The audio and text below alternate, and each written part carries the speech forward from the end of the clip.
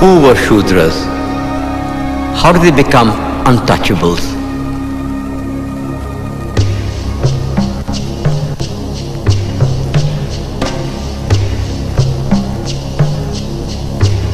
The Purusha Sukta of the Rigveda propounded the doctrine of Chaturvarnya. It says, the four castes emerge from the body of the Creator. The Brahmin, the priest, was equated to the mouth. Kshatriya, the warrior, to the arms. Vaishya, the trader, to the thighs. And the Shudra sprang from the feet. Manu, the lawgiver, degraded the Shudras to the lowest level. Once born and untouchable, he remains an untouchable forever.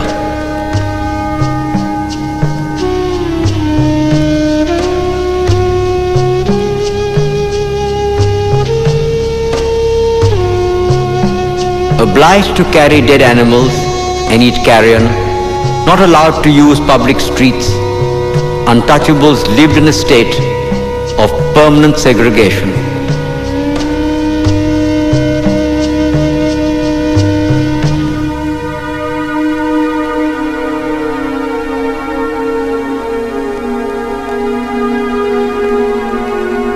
During the Peshwa regime, untouchables were forced to string a broom around their waists to sweep away their own footsteps.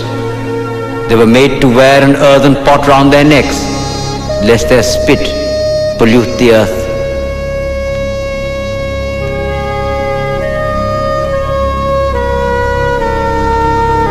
It was a bondage worse than the slavery of the Roman Empire, more cruel than what was perpetrated against American Negroes and German Jews. How long will this go on?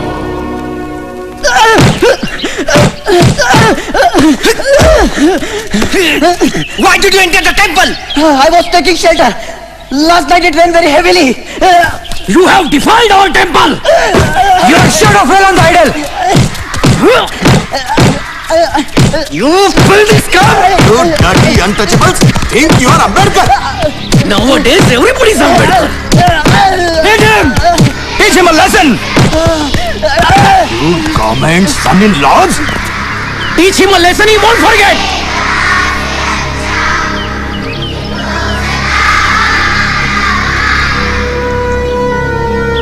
Gautam Mohan का बदला लेके रहेंगे। दलित एकता जिंदाबाद! दलित एकता जिंदाबाद! गौतम मोहन का बदला लेके रहेंगे। गौतम मोहन का बदला लेके रहेंगे। गौतम मोहन का बदला लेके रहेंगे। दलित एकता जिंदाबाद! दलित एकता गौतम मोहन का बदला लेके रहेंगे। गौतम मोहन का बदला Public order. जिंदाबाद! I declare your assembly as unlawful assembly. I order you to disperse. Gautam Mohan का बदला I order you to disperse.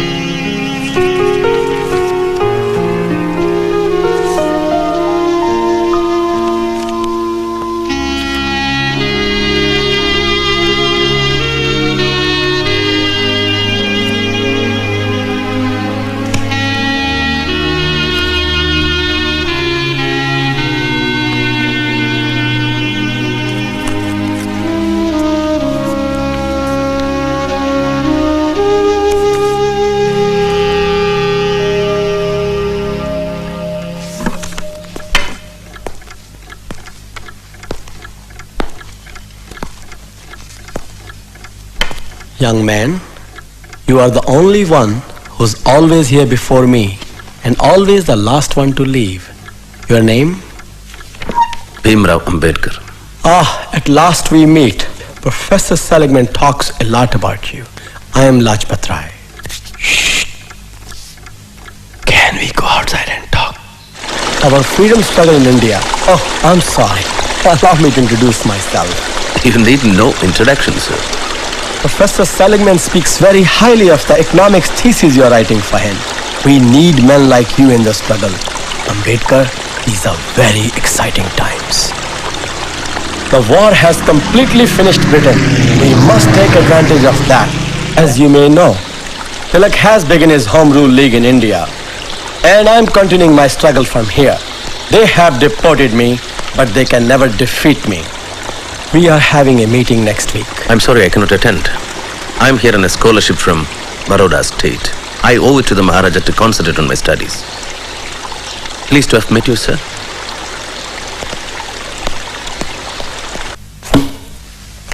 You've often heard me say that the purpose of knowledge is not just to understand the world, but to change it. Yes? Take my example. I teach, I write books, and I'm also one of the founders of the Negro Urban League. I know, sir.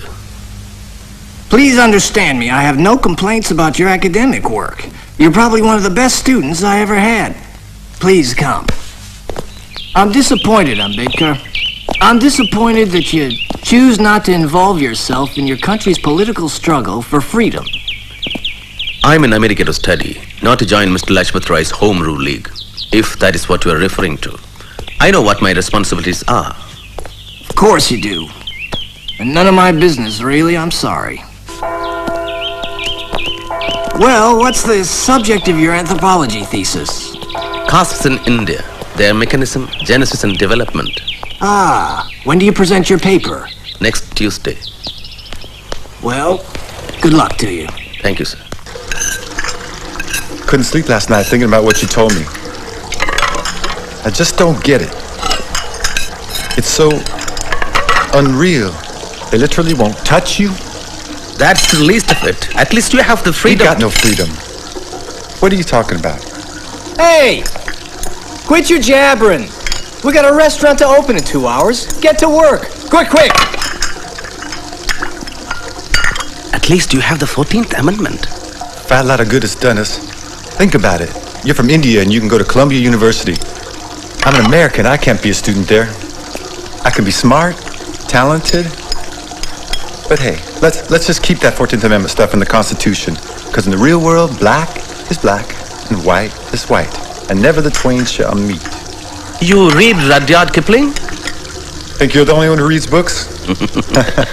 You black bitch! What's I'll up? teach you. I want you to Keep your hands to yourself, huh? Take that. I didn't do anything. Dirty nigger. Keep your hands to yourself. Please, I have you touching a white woman. I'll kill you. I didn't You touch hear me? the girl. You Stop. dirty nigger. Stop. You take that. I'll teach Leave you a me lesson. alone. I'll kill you. You hear me? You please black son stop, of a for bitch. God's sake. Now get the hell out of here. Dirty nigger.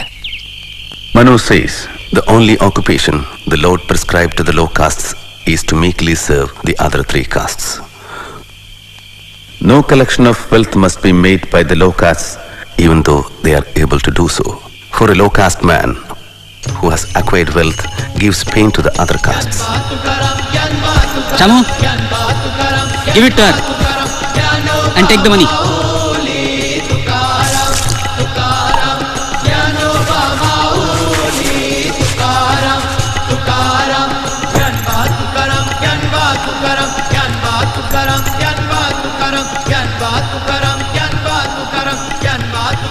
The low caste must never speak to the high caste, save from far away, and when they pass must utter loud cries, and whosoever hears them must leave the road till they have passed.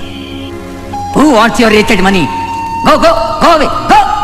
This boy thinks that just because his father was Subedar Major, you will cut his hair. Army or no army, Mahar is a Mahar. But you are cutting up buffalo's hair. So, you are worse than buffaloes, donkeys and dogs. The high caste must never read the Veda in the presence of low castes. If the low castes hear the Veda, their ears should be filled with molten lead. If they utter the Veda, their tongues should be cut off. Viva! Viva! The teacher said, no Brahmin worth his salt will defile the language of Vedas. Didn't I tell you to go straight to the principal? I did. You said things will be different in Bombay. Stop crying. Stop crying. I say stop crying. Goats are used as sacrificial offerings, not lions. Stop crying. You are the son and grandson of Subedar Major. Mind well.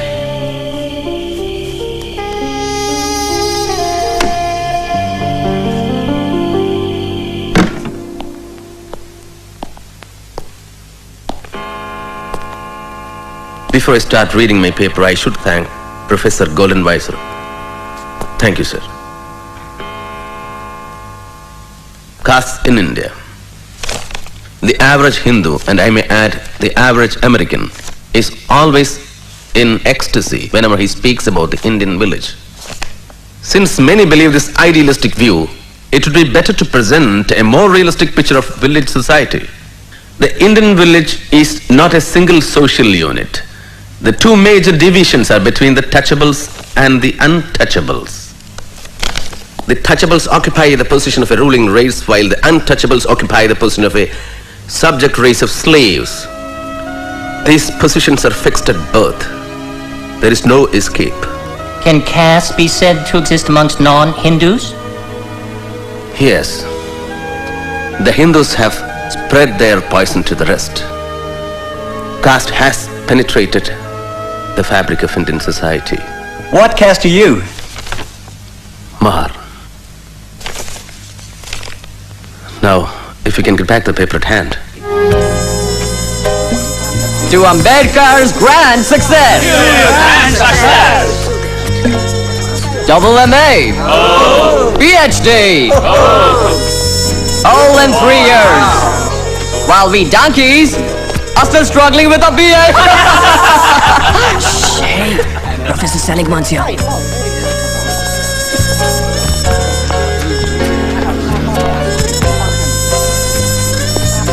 Sir?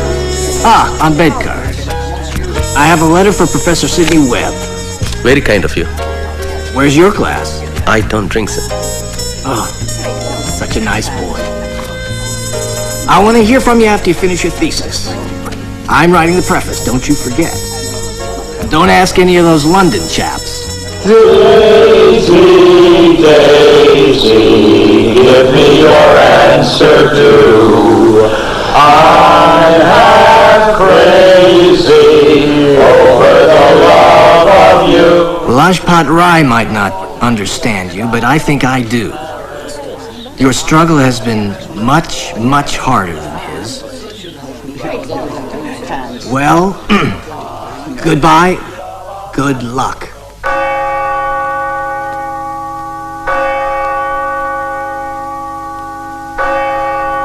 Brothers and sisters, we are honored to have with us today a friend of Brother Steve Brown, a young man from India. His people, Steve tells me, have been struggling under a terrible yoke. They have been enslaved like us for countless generations. They have been oppressed, humiliated, and treated like animals. The oppressors don't touch them and call them untouchables.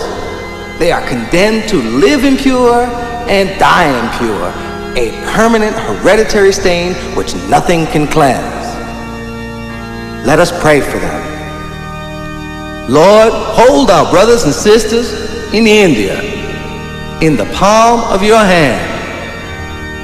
Protect them and help them, Lord, as you hold and protect us. Be with this young man, Lord, as he leaves to pursue his studies in London.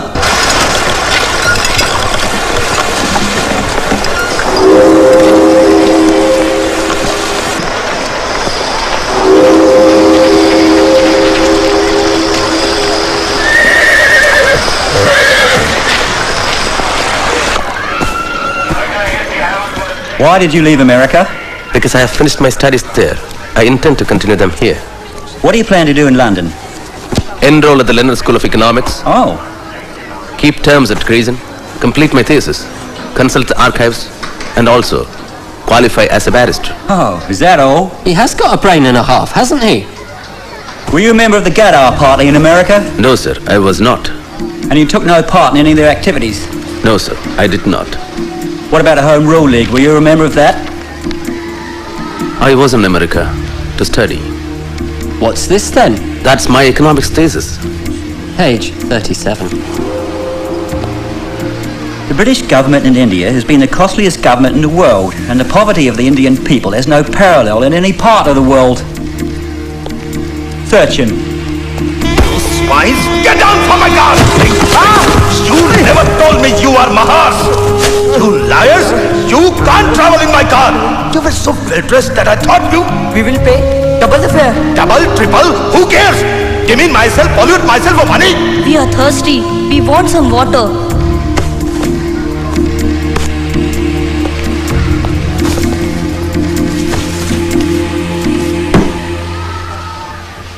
Welcome to London. Professor Seligman recommends you highly.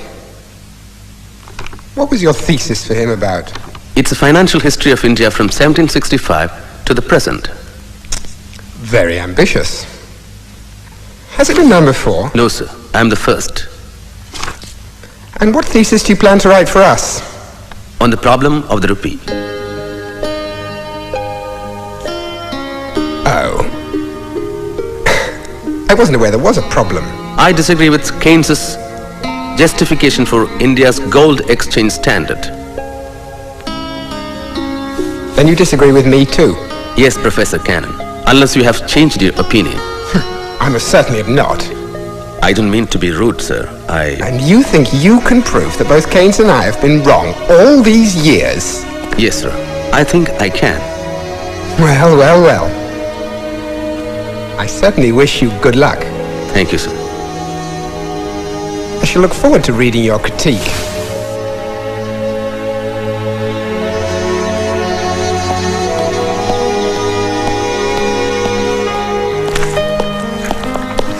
Ah, first man in. You know, you don't have to be so anxious. Relax. Sleep late one day. There are plenty of books. They won't run away, you know. There's plenty for everybody. I'm sorry. You won't understand.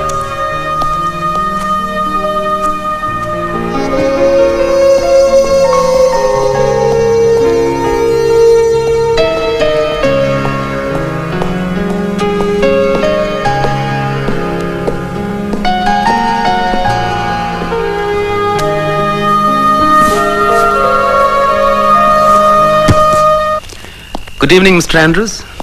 A letter for you. Thank you.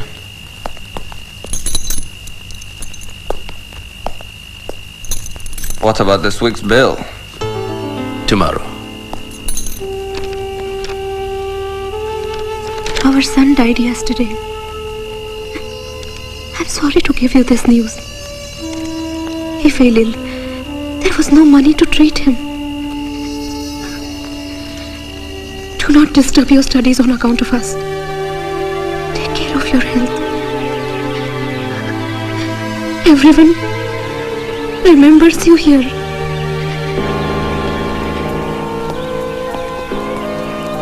Dear Ramu, it is sad that Gangadhar had to die. Life is going to be rather painful without him. And for you, all the more as his mother. Because of the little money I sent, you are compelled to wash the dirty utensils in others' houses. I hate myself for doing this to you. And here in London, with the war, life is hard for me too. At times, I have had to sell my books for survival. But one can't complain, Bhimrao. Studying at the London School of Economics and doing law here at Gray's Inn must be difficult, Ambedkar. I'm trying.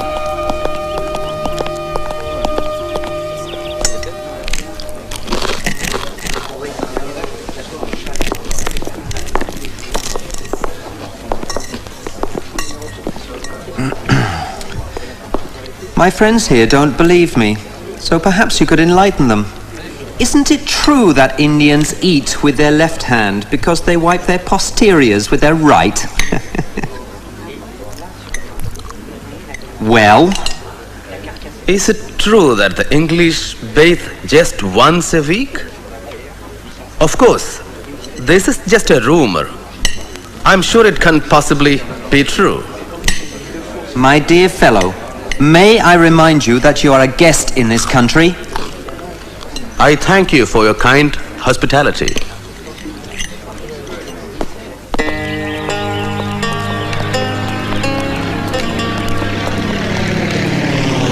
Baroda State regrets to inform you that the period of your scholarship is over and you are required to return to India immediately. As per the bond, you had worked for the Baroda State for 10 years. Diwan, the Baroda State, India.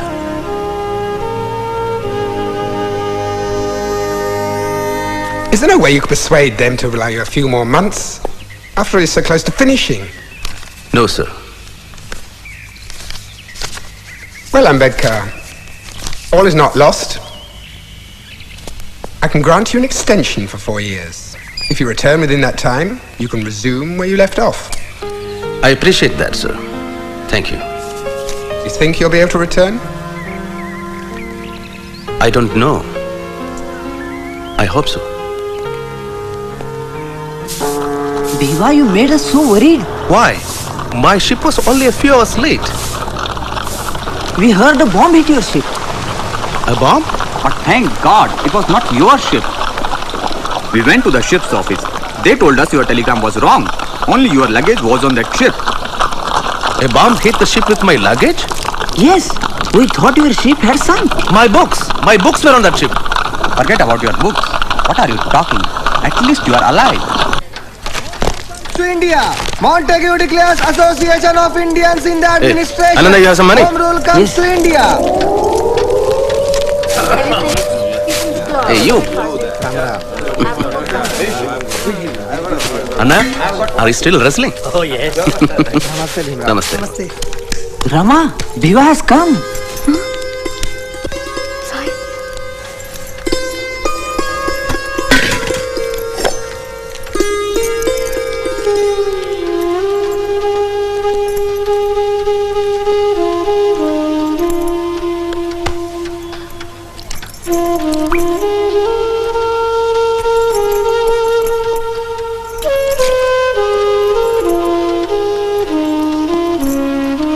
Shukriya.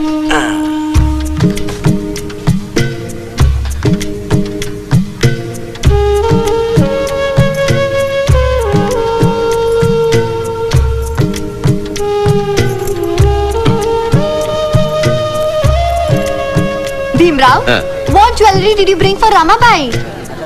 When the jewel himself is here, what's need for jewelry? Right?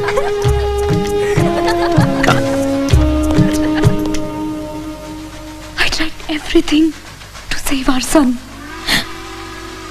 But there was no money. I was so alone. I needed you so much.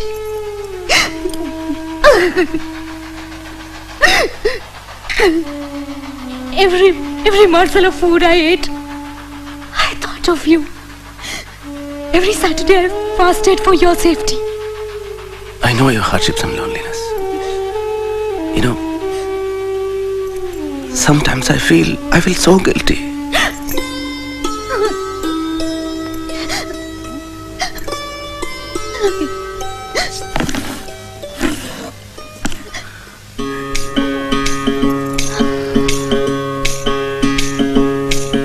कबीरा कहे ये जग अंधा, कबीरा कहे ये जग अंधा।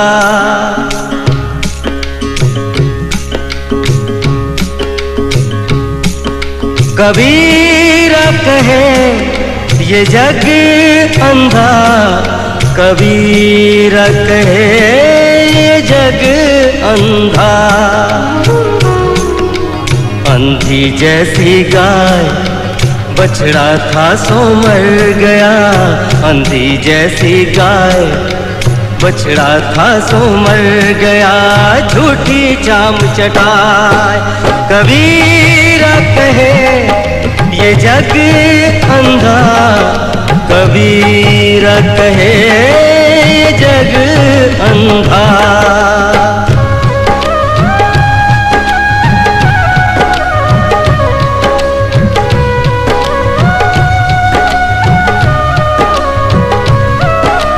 गगन घटा कहरानी साधो, गगन घटा कहरानी साधो, गगन घटा कहरानी। पूरब दिशा से उठी है बदरिया, ओ पूरब दिशा से उठी है बदरिया। रिमझिम बरसत पानी, रिमझिम बरसत पानी। पूरब दिशा से उठी है बदरिया, रिमझिम बरसत पानी, ओ रिमझिम बरसत पानी। अंधी जैसी गाय, बछड़ा था सो मर गया झूठी चाम चटाए। कबीरा कहे ये जग अंधा, कबीरा कहे ये जग अंधा, कबीरा कहे ये जग अंधा, कबीरा। All your studying is finished now.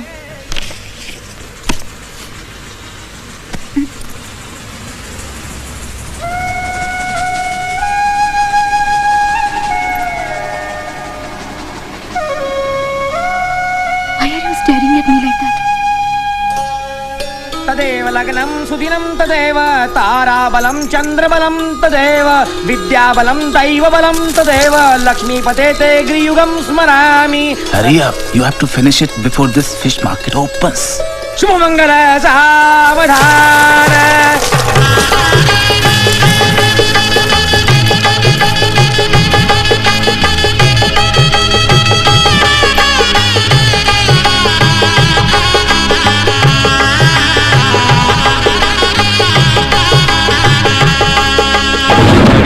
पर्दा छोड़ दे हो, पर्दा पर्दा छोड़ दे बिन पर्दे की बात। पर्दा पर्दा छोड़ दे बिन पर्दे की बात। दुल्हन से दुल्हा मिला तो, दुल्हन से दुल्हा मिला तो फीकी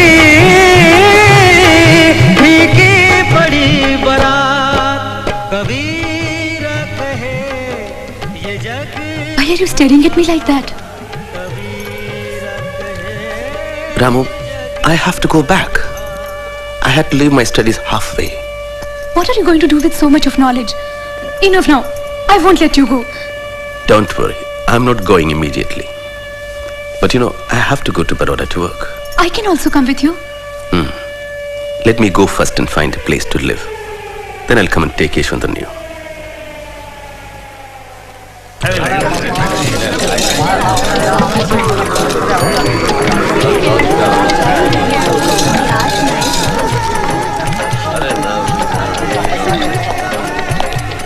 I want a room. Your name, please? Bhimrao Ambedkar. Hindu, huh? Caste? Mahar. Sorry, I don't have a room. At least for a week. You want to close my hotel? Try somewhere else.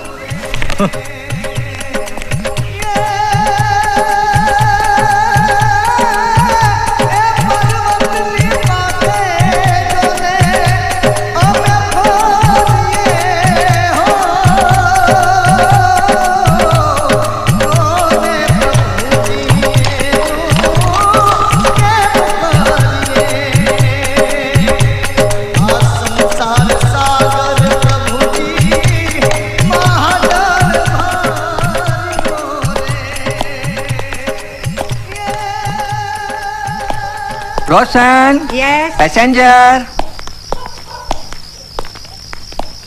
Are you alone? Yes. Is this your only luggage? Yes. Come.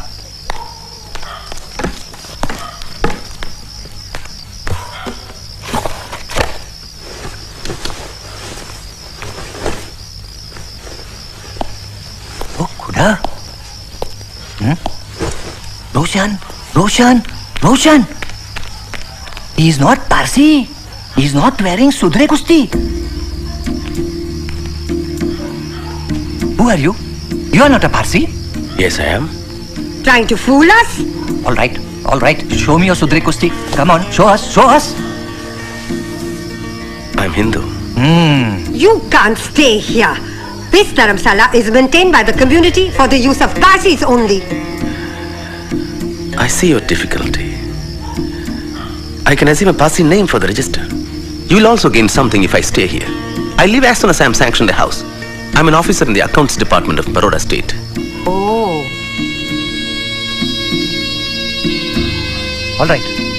All right. You'll have to pay 5 annas for the day, for boarding and lodging. And you'll have to register under a Parsi name. Thank you. I'll get some food for him. But you can't stay in this room. I'll give you some other room. Pack up and come. Come with me.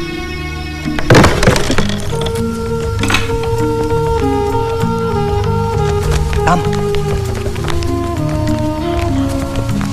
This is where you'll have to stay. All right?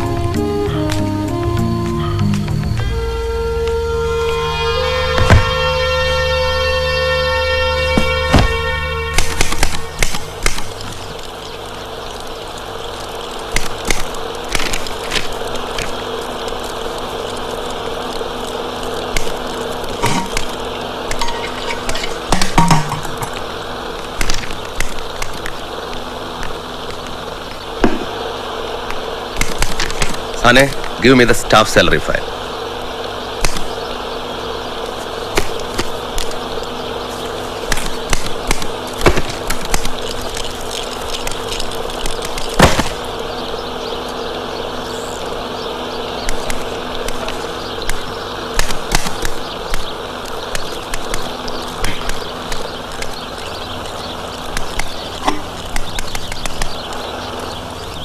Will you fetch me a glass of water?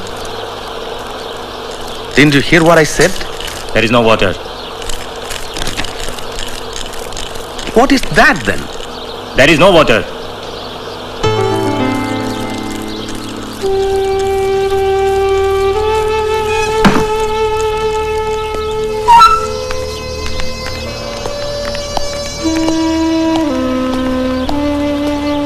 Look here.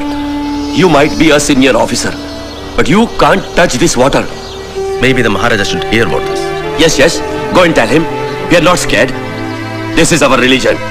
If the Maharaja wants you to drink water, let him bring it from his own palace. He is a Maharaja. He can do whatever he likes. He can employ dirty, untouchables like you. Yes, I remember. But you know what happened? But I didn't get 3% marks in economics like you, Mr. Mukherjee. That too, Seligman said he was granting Mukherjee 3%. I didn't know that. Because he didn't want to discourage me. Actually, I deserved 0. Dr. Ambedkar, I am Jahangir Umrigar. Hello. Secretary of this officers club. May I have a word with you? Of course. Excuse me. Oh, yes? Please come, sir. We have received our application letter. We will be pleased to admit you to this club, but only on the following conditions. You will have to sit at your own separate table. You can use your own cutlery, serviettes and crockery. And only one of our waiters, Makbul Ahmed, is willing to serve you.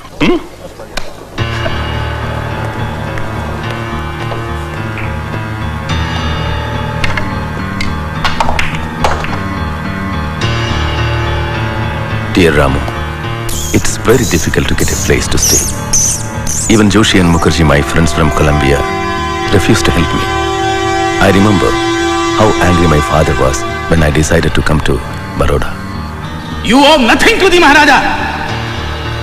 Don't be dependent on the whims and fancies of a Maharaja. That too in Gujarat. Do you know how orthodox they are in Gujarat? But I have already accepted a job, father. What?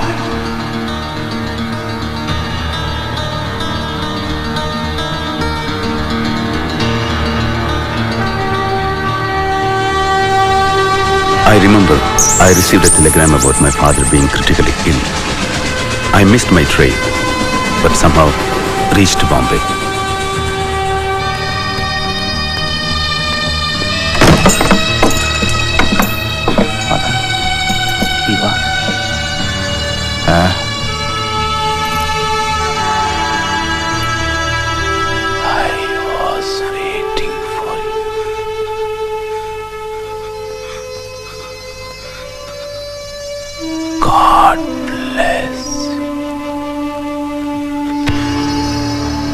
Father?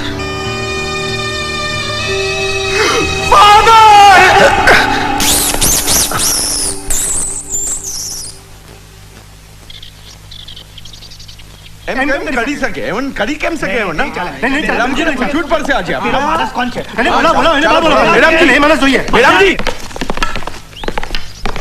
You son of a swine, you fraud, you liar. How dare you take a Parsi name? We know who you are. You are a Hindu and that too an untouchable. What do you mean by staying here? When do you intend to vacate? Please let me stay for just one more week. By that time, I would have found another. Nothing doing. You get out at once. You better pack off and get out by evening or else. If we find you here tonight, we are going to break your head. Understand?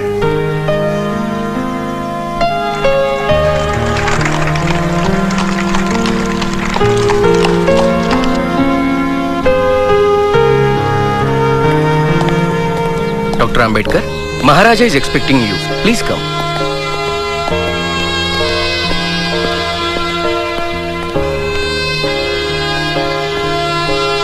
Ambedkar, come in, come in.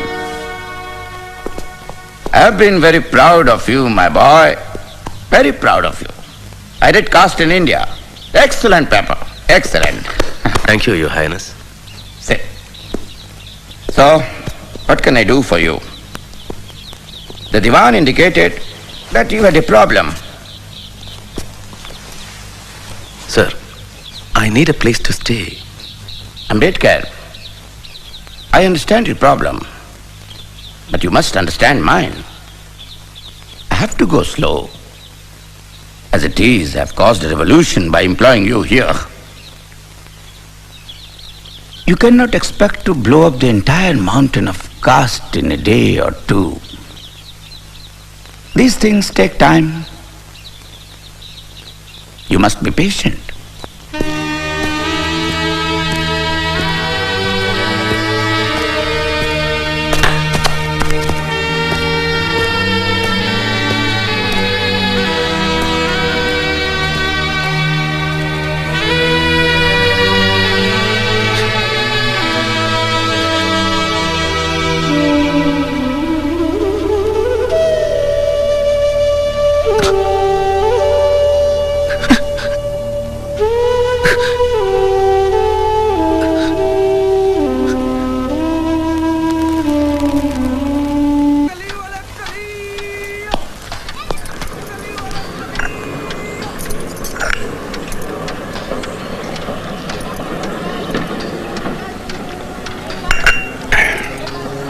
People can be so cruel to you.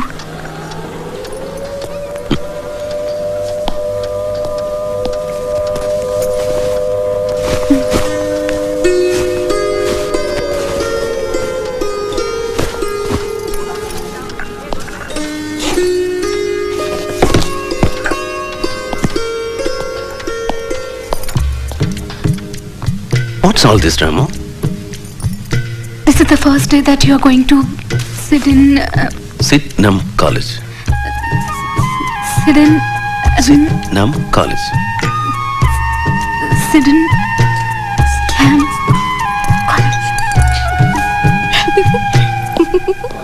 Listen, what's a boring untouchable going to teach us? Wait till my father hears about this.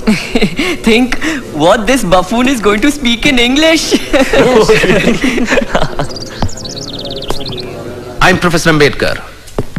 I'll be your lecturer in political economy. In case you are wondering what could I possibly teach you, allow me to introduce myself. I have an MA and PhD in public finance from the Columbia University in New York. My thesis covered the financial history of India from 1765 to the present. In addition, I am working towards an MSc from the London School of Economics. If any of you feel that I am not qualified to teach you and would like to leave, feel happy to do so now. So, let's begin.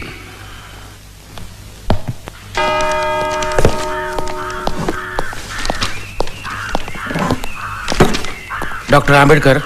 Yes? I am Professor Trivedi. This water is reserved for the professorial staff. What do you think I am? Yes. We all know you are a lecturer, but here we are to tell you to bring your drinking water from home.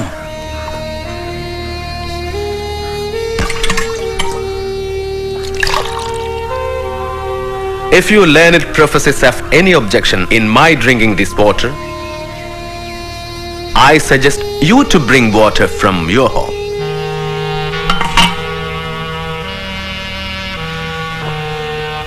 Or purify it. You are Trivedi, so I assume that you know the rituals to purify polluted water. No? I'll tell you. Amedya Shava Chandala Madhya Mansadi Dushitat. That's from Vriddha Harita Smriti. Shall I repeat it? Amedya Shava Chandala Madhya Mansadi Dushitat. Amedya Shava Chandala Madhya Mansadi Dushitat. Govarudrutya Kalashay Sahasram Rejayejalam Nikshipya Panchagavyani Varunairapi Manyayeta Taragasya Vishuddhyartham Gobhis Sankramayechalam.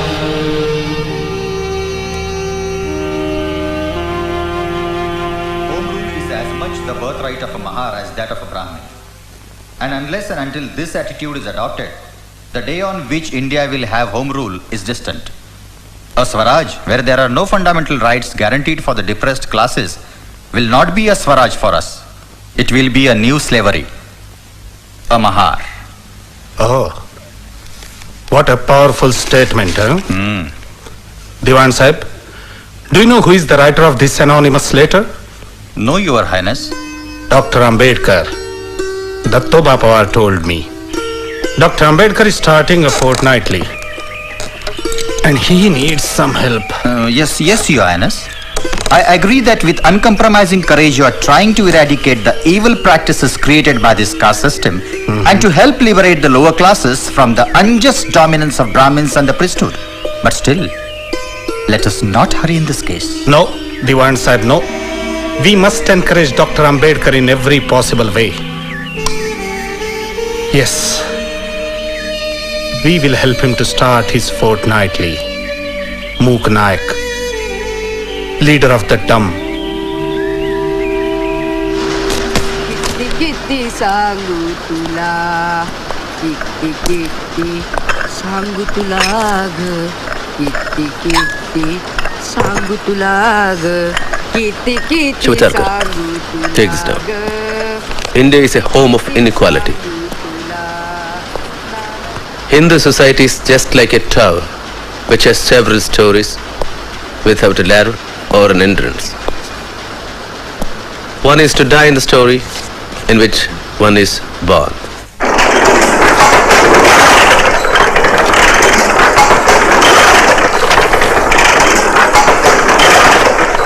So friends, this Mangaon conference has convinced me that you have found your savior in Ambedkar.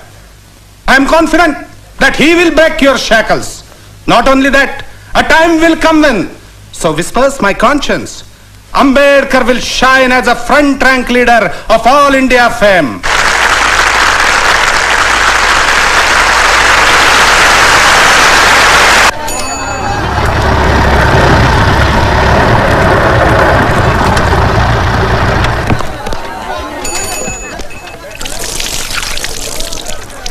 Rama, somebody's calling.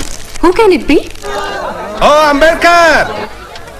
I think he's Shahu Maharaj. Let's go up.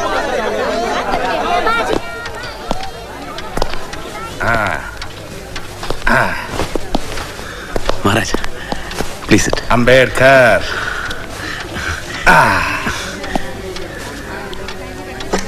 How about a cup of your special tea, Sister Ramabai? Jamu tea. What they say is true. Behind every great man, there is a great woman. You are a lucky man, Ambedkar. I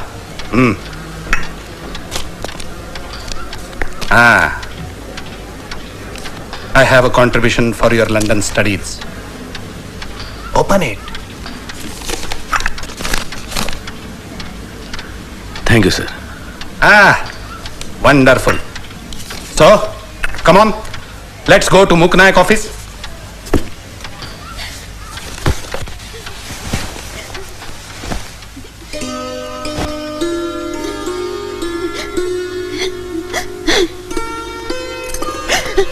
Ramu, I can understand your suffering, loneliness, and hardships. But I have to complete my studies. It's only a question of 2 years.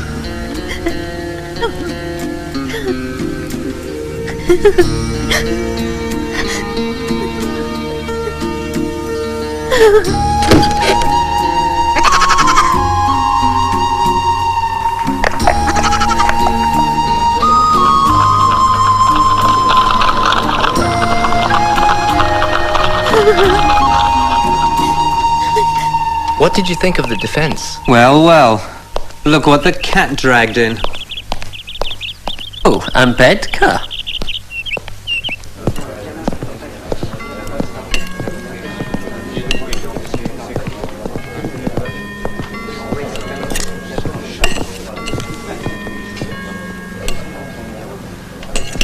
We're all out of chicken. We just served the last piece. Cabbage and gravy is all is left.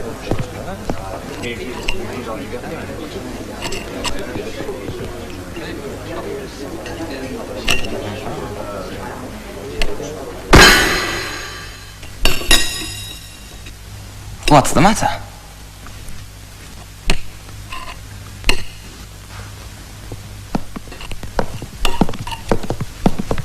Robert. I see you have my piece of chicken. Well, aren't you lucky? My father says in India, Indians and dogs eat outside.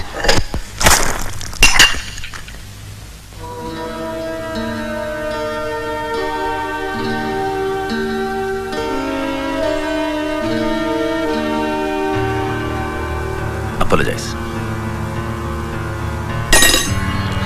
Apologize.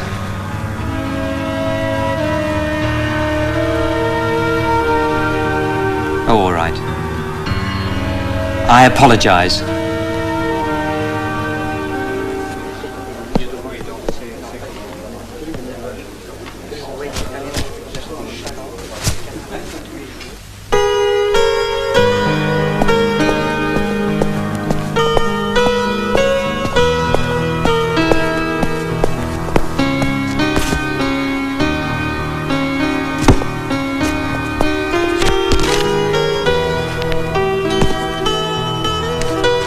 You drop this. Thank you.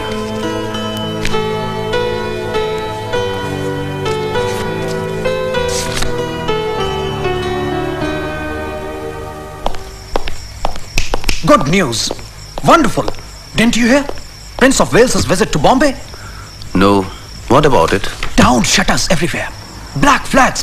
Gandhiji made a huge bonfire of British cloth. There are other things Gandhiji should be burning.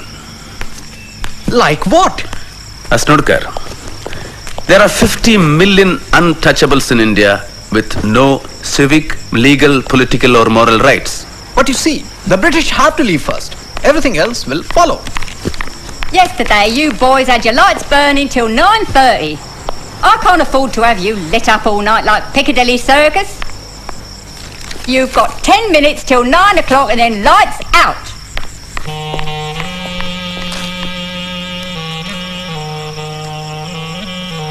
Dear Shivatarkar, how is Mokanayak? Life here is very difficult. My landlady is a very harsh and terrible woman. I have to make do with the frugal breakfast, which is also my lunch.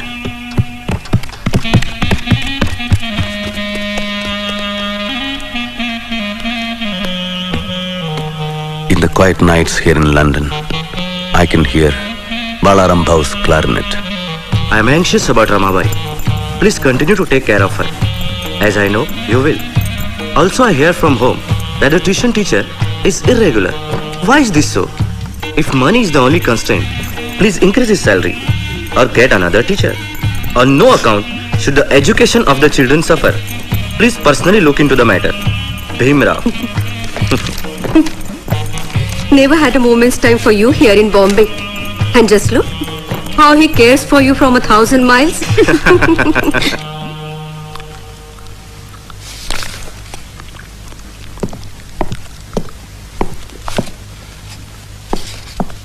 Excuse me, you can't eat here.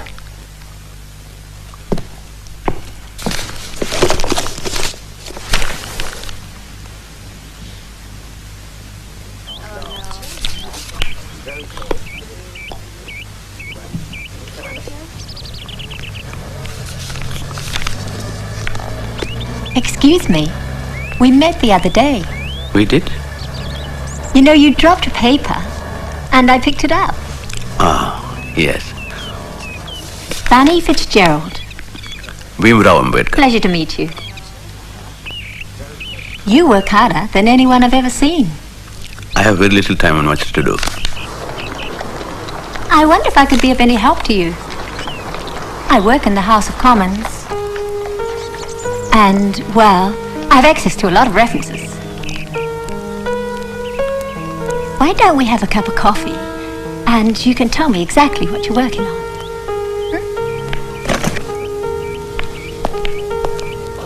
It'll just take 10 minutes and then you can get back to work. What's the matter? It's not that. I have no money. My treat. Oh, come on. It won't bankrupt me, I promise. Good evening, Ambedkar. Good evening. I read your Mook Nayak, Dumb Hero. I like your writing, but I don't like your ideas. That doesn't surprise me. By the way, you know, Shah Maharaj is dead.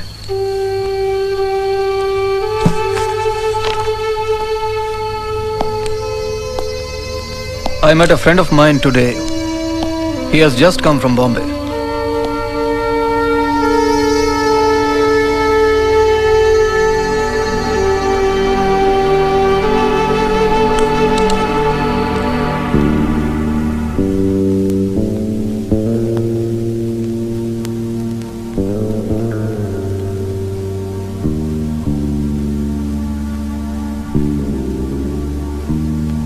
For as in Adam, all men die. Even in Christ shall all be made alive.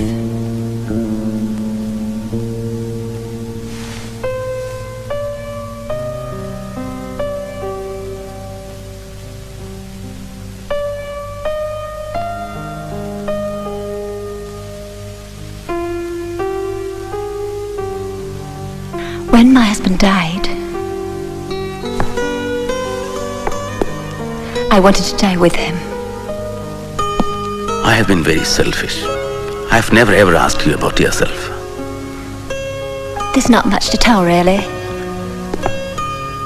He died in the war. Any children? I live with my mother. She's the only one I have left. I hope God gives you the happiness you deserve, Fanny.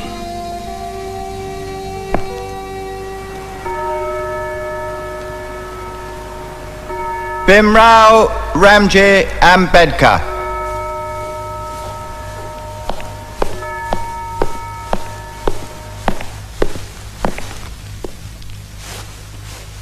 I hereby call you to the bar and do publish you barrister.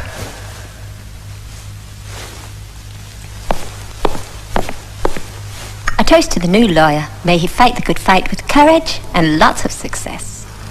May God bless my friends and keep them away from all harm. Beam, I have a gift for you. It's a Bible. A Bible? I'm going to write a book on the Bible, and I'll dedicate it to you. Why, thank you. Ambedkar, I expect you thought I called you in to congratulate you on your thesis. I'm sorry to disappoint you, but you're going to have to rewrite it. We have no quarrel with your conclusions, you understand. I personally think that they're wrong, as do the examiners. However, we would never ask anybody to alter their thinking just to suit ours.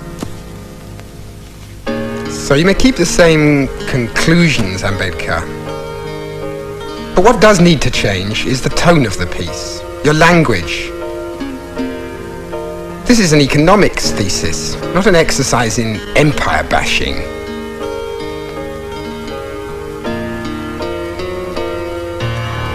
Bim, what's the matter? Didn't they love it? They hated it. I have to rewrite it. I don't believe that.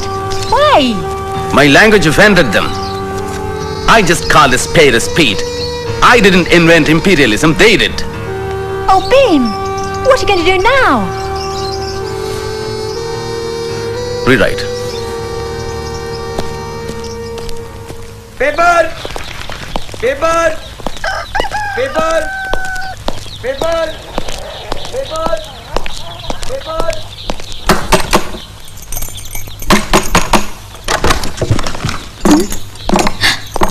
Sahib, it's a surprise. Let me in from Lakshmi Vahini. No, wait. Let me meet you first. How are you?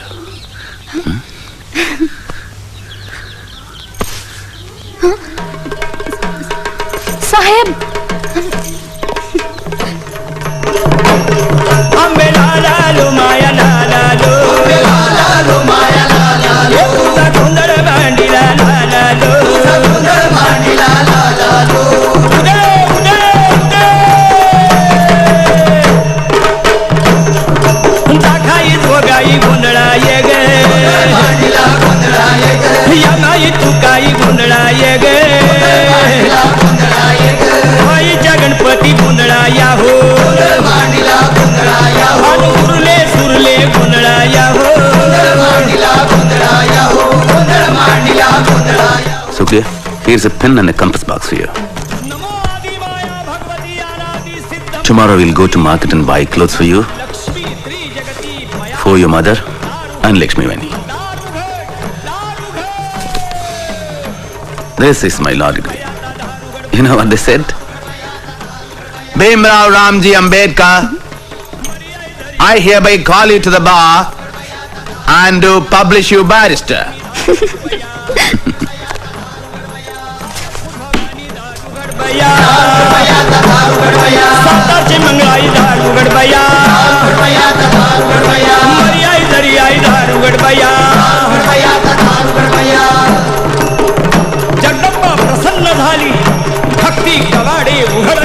Why don't you wake yourselves up? My heart breaks to see the pitiable sight of your sad faces and hear your sad voices. You have been groaning from time immemorial, and yet you are not ashamed to hug your helplessness as an inevitability. Why did you not perish in the prenatal stage instead? Wake up. Wake up! Why do you worsen and sadden the picture of the sorrows, poverty, slavery and burdens of the world? With your deplorable, despicable and detestable, miserable life, you had better die and relive this world if you cannot rise to a new life, or you cannot rejuvenate yourselves. Wake up. As a matter of fact, it is your birthright to get food, shelter and clothing in this land in equal proportion with every individual, high or low. If you believe in living a respectable life, you believe in self-help, which is the best help. From the presidential chair of the Indian National Congress, Maulana Muhammad Ali referred to a suggestion to divide the untouchables equally between Hindus and Muslims. How dare he speak like that? Are we to tolerate this? Are we to be treated like slaves? How can we trust the Congress after this? Gandhi, the great social reformer, was in prison when this was said, and he remained silent. Do we need such saviors who care more about appeasing the conservative Muslims in their demand for Khilafat? I say no. I propose we establish a central institution for removing our difficulties and for placing our grievances before the government. I propose we call our organization the Bahishkrit Hitakarni Sabha.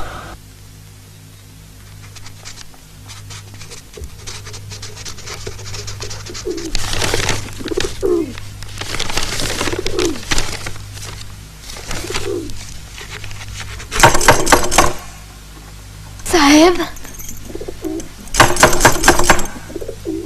Saheb? Saheb? Saheb? What do you want? Can I have some peace in this house? You've locked yourself since morning. You didn't eat anything. I'm not going to die if I don't eat. You go and eat. Please leave me alone for a while.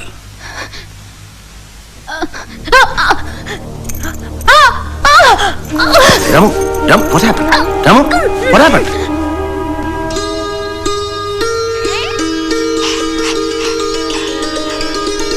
Dear Datoba, our son Rajrathan has brought joy to my hectic life. When I see him, I remember my father's fondness and love for me. I'm happy to see him around. I'm trying my best to establish myself as a good lawyer. Yet being low caste makes things all the more difficult. But then, Radharatna is our comfort. Bhimrao! Bhimrao, Rajaratna is very serious. Please hurry up.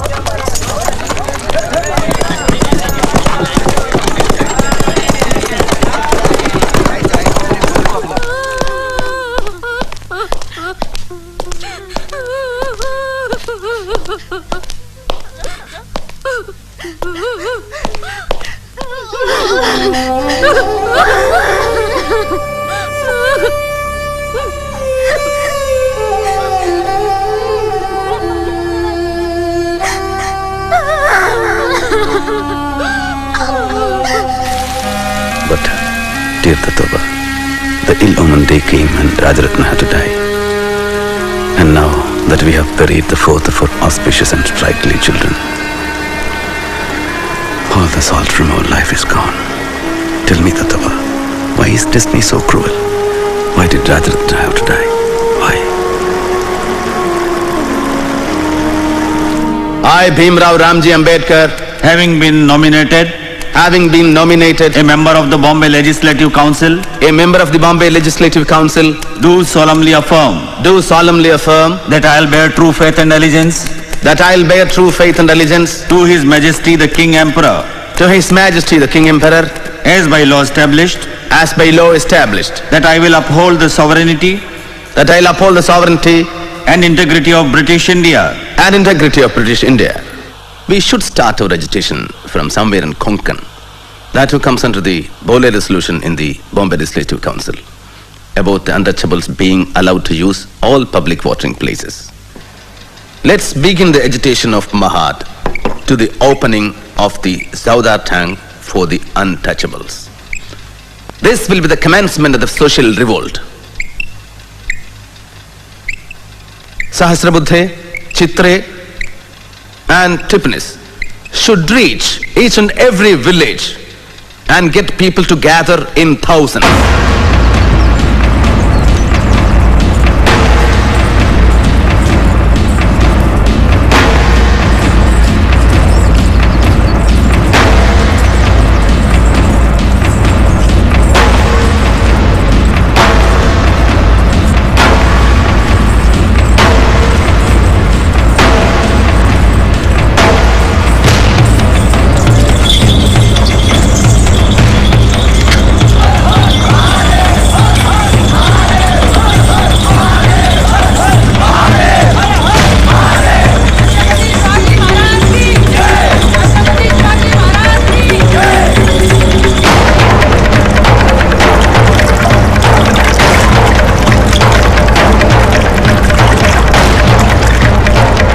Finally, they have hired a tamasha theatre for the conference. And hundreds of people are marching towards Mahad.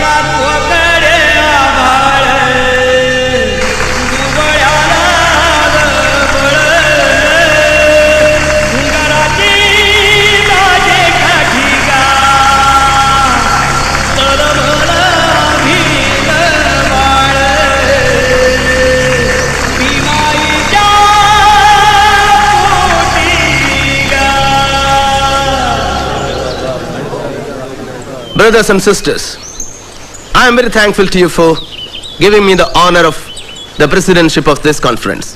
I am very happy to be here. I learnt my first alphabet at the Dapoli school.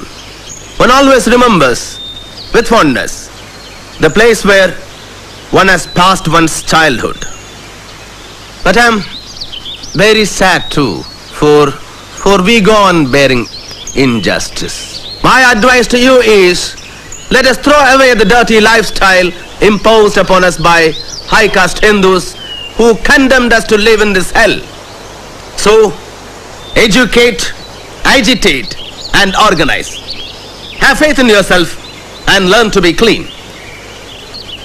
I therefore ask you to take a solemn vow to renounce eating carrion and thrown out crumbs.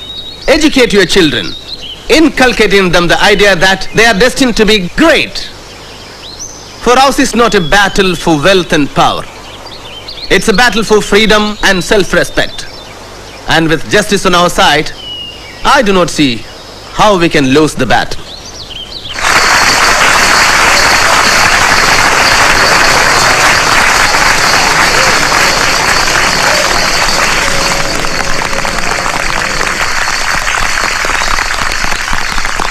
The untouchables of Mahad find it very difficult to obtain drinking water. To remove this difficulty, the Mahad municipality, in accordance with the Bole resolution, has opened the Saudar tank for the public use, irrespective of caste. But you all know, so far, the untouchables of Mahad have not implemented this resolution because they have been afraid. So I appeal to this conference to give a lead in this matter. So let us all go out to the Saudar tank and drink water as is our legal right. Chalo Saudar tank!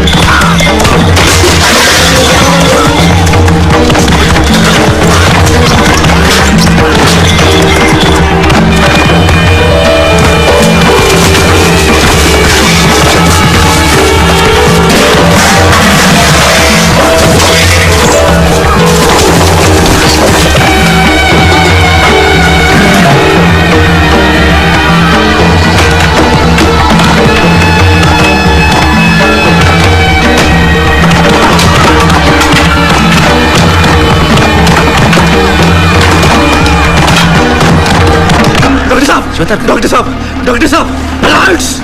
Riots? Yes, they are armed with lathis and they are brutally beating our people.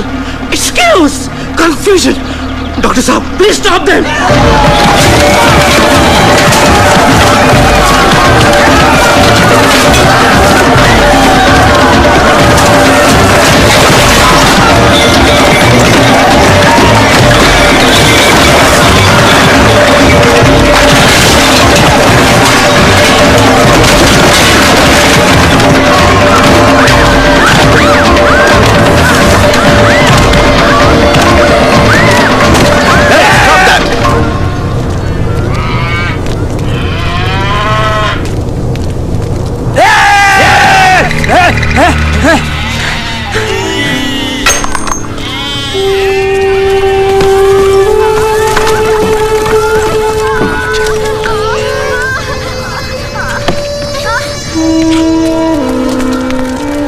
Disgusting.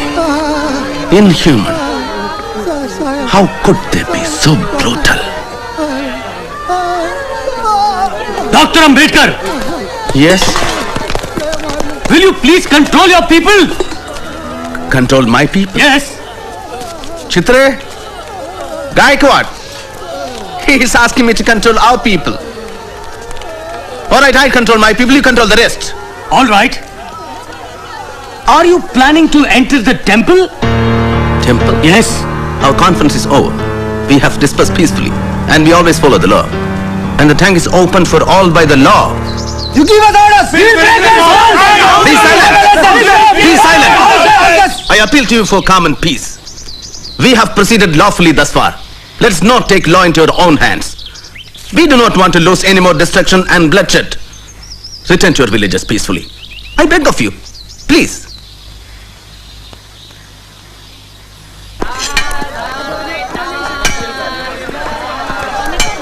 She has not slept. She has not eaten. She has fallen sick worrying about you. Don't you care anything about your family? I know what I'm doing. Then why do you risk your life like this? Hey, Bhiva! Listen to me, I am your elder brother. You have to listen to me.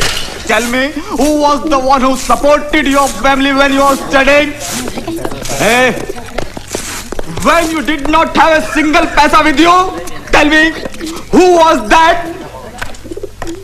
Hey! Nothing in this house belongs to you. Nothing. Even the cooking utensils. Everything was bought with my money. Do you understand? Then take them and leave. All right. I'll take them. I'll take everything. Fauji? Fauji? Let him go to hell. Let him go to hell.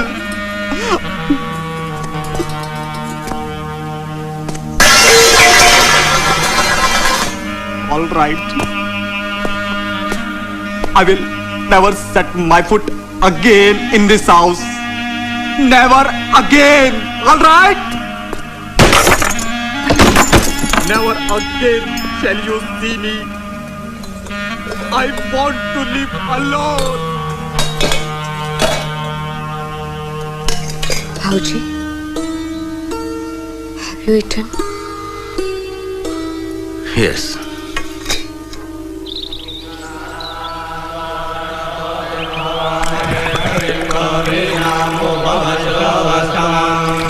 ज्येष्ठराजं ब्रह्मणां ब्रह्मणस्पदान शृण्वन्नोतिभिश्रीदशादनाम् ॐ तत्सवितुर्वरेण्यं भर्गो देवस्य धीमहि धियो यो नः प्रचोदयात् ॐ गन्धद्वारान् नित्यपुरुषान् गरीन्द्रीं ईश्वरीं सर्वभूतानां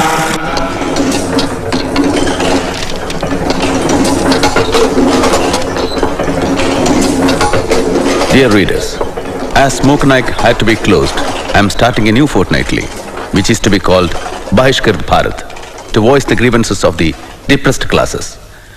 I would like to appeal to the other subcastes to unite as one to strengthen the Satyagraha of Mahad. Here is a telegram from America congratulating you. It says you have ignited the spark of the unprecedented social revolution. Do they know that the tank is purified? There is one more telegram from Banaras. We strongly protest your action and challenge you to repeat it at your own peril. अरे यार 2 चाय ले 4 number पे Farooq bhai, give us something to eat. How is Babasaheb Bharat doing? All copies sold out. Good. How was the council meeting? Stow me. Then, tell me, what is the position, More? Dr. Sahib, they have proclaimed boycott on all who came to Mahad. In all villages, our people are facing extreme harassment. They refuse to sell them corn. Pick quarrels on some pretext or the other. Many have been jailed. I myself was beaten up and they are facing threats and atrocities. And in Mahad, the municipal council has passed a resolution saying that the Chaudhar tank will not be open to untouchables. Deadly diseases require drastic remedies.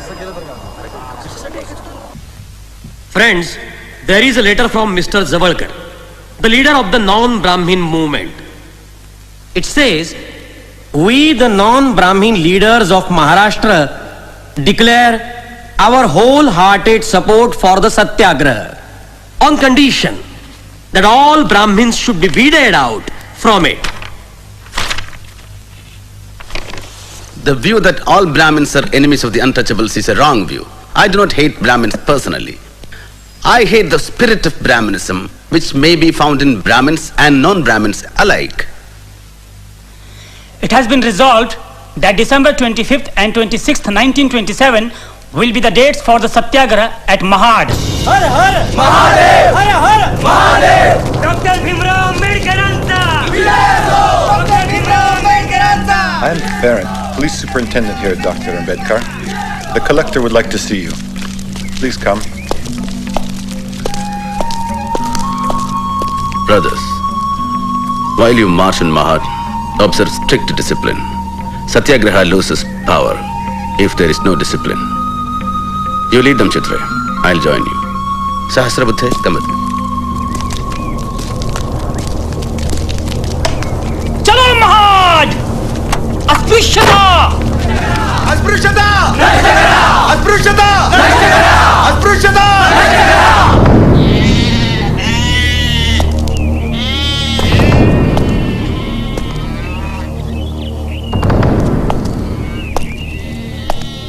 I do not want anyone near the tank.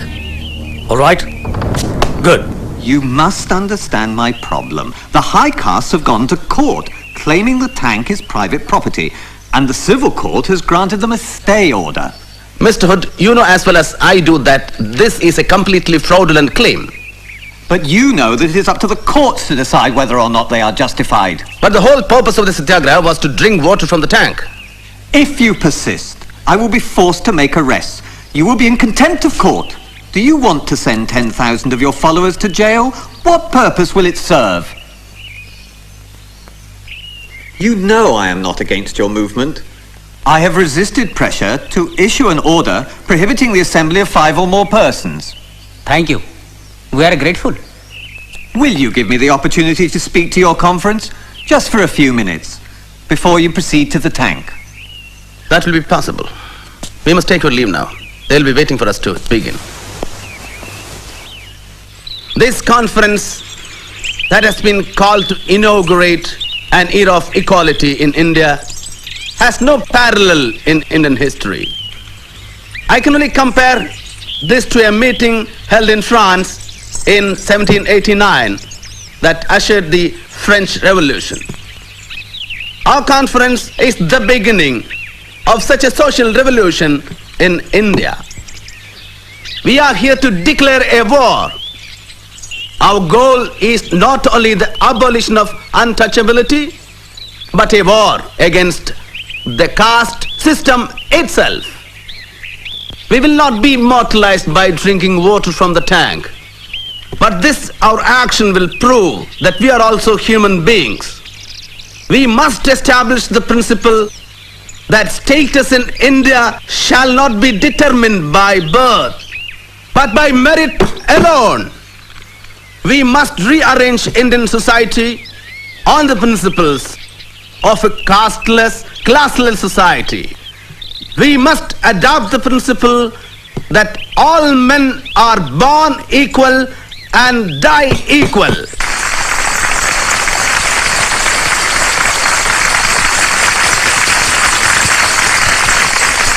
Let's destroy the authority of the ancient Hindu scriptures that abound in inequality. Brothers and sisters, religion and slavery are not compatible.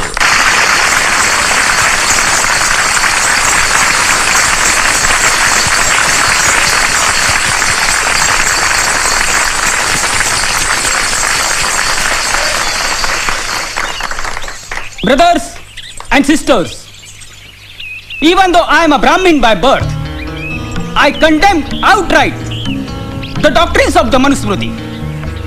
It is a symbol, not of religion, but of inequality, cruelty, and injustice. I move a resolution that the Manusmriti, which has been the cause of untold sufferings for the generations, be publicly burned.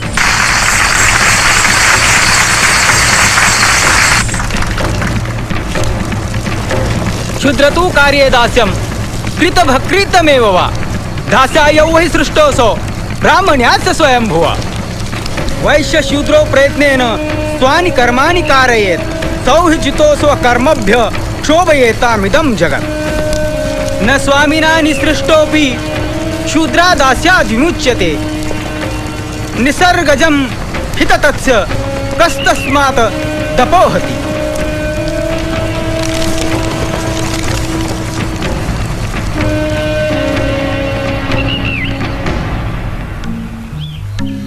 Dear Bhaurao, Congress has boycotted the Simon Commission, and so has Muhammad Ali Jinnah. But I am determined to attend it in spite of all the anger and fire against me. During this crisis, I miss Balaram Bhau. He would have supported me had he been alive. After giving my classes in the law college, I'll be going to Pune. There I have to meet the Simon Commission tomorrow. Sahib, take care. Markebo was telling me that your enemies are... Rama, you still have a fever. Don't forget to take your medicines. I'll take care of myself. So you are particularly anxious to get appointments in the public service? Yes, decidedly. Why is that so? Our experience on the administration of the law is very bitter. In most of the cases, the law is administered to the disadvantage of the depressed class man. I understand that you have been very active in the uplift of the depressed classes. Do the higher classes help you in this work? The whole caste Hindu population insist upon the depressed classes doing the unclean jobs. Because giving up doing these jobs means that the depressed classes are exceeding their social status, rivaling the upper class. What do you want to represent as the proper way in which the Constitution of India should deal with the depressed classes? The first thing I would like to submit is that we claim that we must be treated as a distinct minority, separate from the Hindu community. Secondly, the depressed classes minority needs a far greater political protection than any other minority in British India, for the simple reason that it has been kept educationally ever backward, economically poor, socially enslaved, and suffers from grave political disabilities from which no other community suffers. So, we claim reserved seats if accompanied by adult franchise. And if there is no adult franchise? Then we would ask for a separate electorate, certain safeguards regarding the education of the depressed classes and their entry into public service. Mr. Solanki, do you keep the same view? Yes, of course. If the details of the scheme which you've laid out were to be introduced into the Constitution of this country, would it not lead to perpetual class war? It might. But it would depend on the attitude of the majority, Sir John. Therefore, you would not, as a sagacious statesman. I do contemplate and I do desire the time when India shall be one. And I believe that a time will come when all these things will not be necessary. But again, it would depend upon the attitude of the majority towards the minority. How many members of the depressed classes practice at the bar? I am the only one. Any more questions, gentlemen? Thank you, Dr. Ambedkar, Mr. Solanki. Thank you, Major Atlee. Simon! Simon! Go back! Go back! Britishanse hastak! Ambedkar! Ambedkar! Britishanse hastak! Ambedkar! Ambedkar! Ambedkar answer! Ambedkar answer! Sahib, don't you think that those who are clamoring for the independence of the country have inconsistent attitude? Yes, of course. They raised violent protest against the insulting treatment meted out to Indians in South Africa and to Indian students in Britain. And at the same time, denying human rights to their own countrymen and co-religionists in India. I find this attitude inconsistent, selfish and shameless. Which is why my editorial says that we must act in a forcible way so as to let the caste Hindus know that to observe untouchability is a risk as dangerous as bearing live coals on their tongues.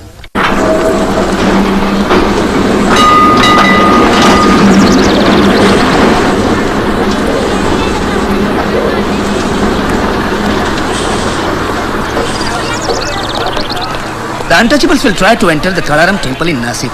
And if this is opposed, we will insist on Satyagraha. Naik, the political rights of the untouchables are more important than the temple entry. We just want you to lead the movement. We will take all the responsibilities. All right, Paurao. Then send a notice to the trustees of the Kalaram temple about the Satyagraha.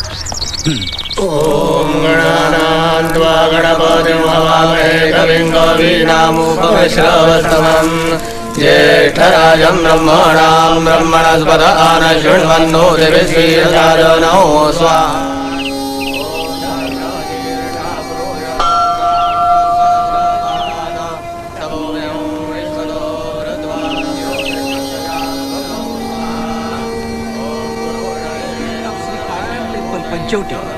Are not the owners of the temple.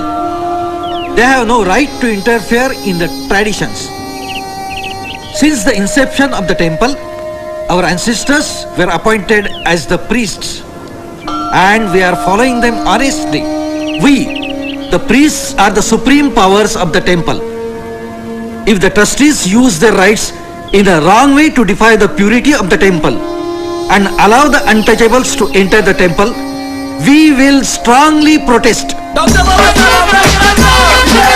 Dr. Babasaheb Ambedkar! Dr. Babasaheb Ambedkar!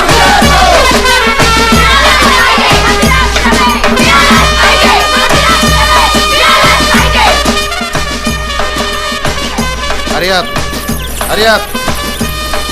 Close all the doors now! मंदिरात प्रवेश मंदिरात प्रवेश doctor Babasaheb आंबेडकरांचा आधी जमाना बाबासाहेब आंबेडकरांना आवाच्या कुलात दैवताला आणि मग महात्मा ज्योतिबा फुल्याला आणि तसंच Chhatrapati Shri शाहूराजाला.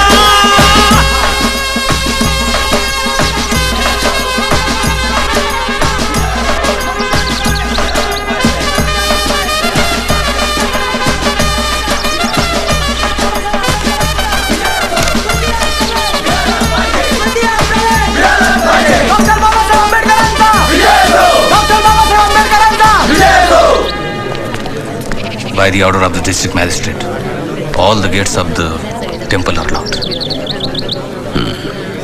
By all means, we have to establish our right to enter the temple and worship God. I think there is no other way than Satyagraha.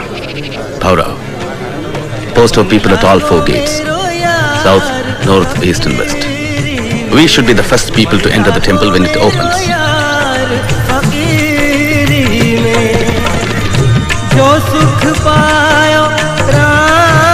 भजन में जो सुख पायो राम भजन में सो सुख नाई अमीरी में मन लागो मेरो यार फकीरी में मन लागो मेरो यार फकीरी में. Dr. Ambedkar, don't you feel that it's a crime to block the gates and not allow the people to enter the temple? I know, Mr. Gordon, it is. Suppose I order the Indian Penal Code 144 and allow only 4 people here. Still, we will struggle to establish our rights. डाली छेड़ू ना पत्ता छेड़ू ना कोई जीव सताऊं पात पात में प्रभु बसत है वही शीस नवा. What attitude do you propose to adopt in connection with this Rath procession? The untouchables will participate in dragging the Rath, and we will offer the puja to the idol in the Rath, and that has been a tradition. Caste Hindus will bring the Rath to the main door of the temple, and after they have dragged it 10 feet from the gate, they will stop. And your people can join by holding the rope fastened to the Rath. Is that agreeable to you? Yes, I agree. और क्या रंग चढ़ाऊं कहत Kabir सुलोभ. We have to find 50 men to pull the Rath. How do we choose 50 out of 5,000? Choose the hefty and able-bodied.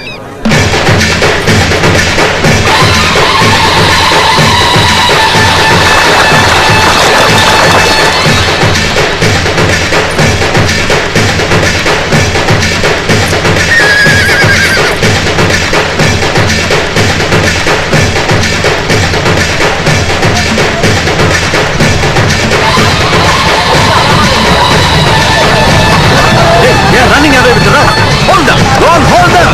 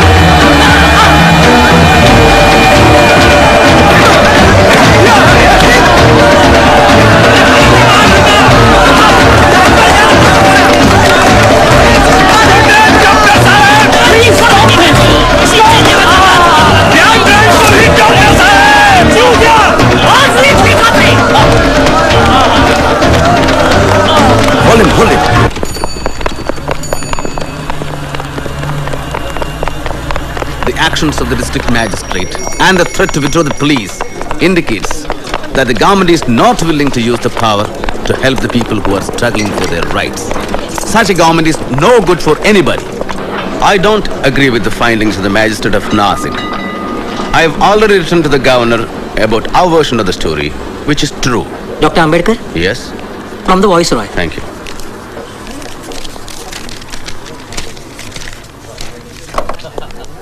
Oh, it's an invitation to the Round Table Conference in London. Congratulations. Thank you. Congratulations. Thank you. Dear Chitre, Congress and Gandhi have boycotted the Round Table Conference. Congressmen hate and curse those who are going to attend it. I will demand what is rightful for my people, and I will certainly uphold the demand for Swaraj. Selection of the representatives of the committee and Prime Minister's intervention. Mr. Chairman and respected delegates of the Round Table Conference, my colleague Rao Bahadur Srinivasan and I have the honor to place before you the point of view of the depressed classes of India who represent 1/5 of the total population of British India. Our point of view is this: the British government in India should be replaced by a government of the people, by the people, and for the people. The depressed classes have traditionally welcomed the British as their deliverers from the tyranny and oppression of the Orthodox Hindus. Before the British, we could not enter the temple. Can we enter now? Before the British, we were denied entry into police and military forces. Is that career open to us now? Our wounds have remained as open sores. and they have not been righted, although 150 years of British rule have rolled away. The Hindus claim them only to deny them appropriate rights. The Mohammedans refuse to recognize their separate existence because they fear that their privilege may be curtailed by the admission of a new arrival. Depressed by the government, oppressed by the Hindus, and disregarded by the Muslims, we are left in a most intolerable position of utter helplessness to which I am sure there is no parallel. We hold that the problem of the depressed classes will never be solved until they get power in their own hands. Given the present temper of the country, no constitution will be workable which is not acceptable by the majority of the people. The time when Britishers were to choose and India was to accept is gone, never to return.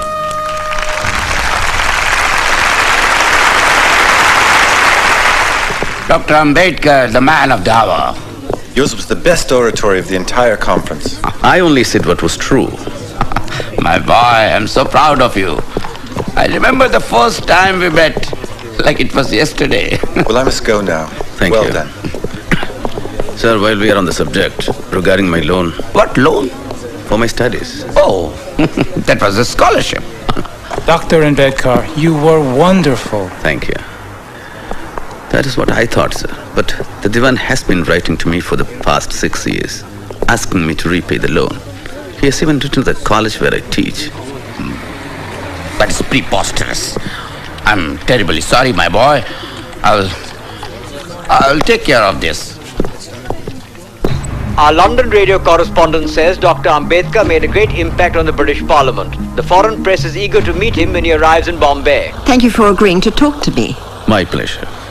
Dr. Ambedkar, I've been following your movement for a long time, and there's something I don't understand. You have been an opponent of the Congress Party. They boycotted the Round Table Conference, and you went ahead and attended. And yet recently, you successfully defended the 47 Congress Satyagrahis involved in the Chirana firing case. Isn't that a contradiction? Miss Rosa Epstein. Miss Epstein, there is no contradiction in my position. I took up this case only for the principles involved. I don't agree with the Congress, but I do believe that every citizen has a right to agitate. The rights and the liberties of the people are far more important than the stability of the government. Why should Gandhiji himself send for you? Obviously, to lure our flock of sheep to his fold. Don't you fall under his spell. He's not a god. We should stick to our stand. Yes. Namaste. Namaskar. Bapuji is on the terrace. Namaste. And how is your progress with the charkha, Miraben? I'm trying, Bapu. Good. You are doing absolutely fine. Just concentrate. One day you will master it. Good. That's right. That's right. Bapuji, Dr. Ambedkar has come. Yes. Dr. Ambedkar, you wish to see me? Gandhiji, you sent me a note calling me here. Oh yes, that is so. I believe you have some grievances against me and the Congress. Let me tell you, I have been troubled by the problem of the untouchables since my childhood. Before you were even born, Dr. Ambedkar. And because of my efforts, it has been made a plank on the Congress platform. And that is not all.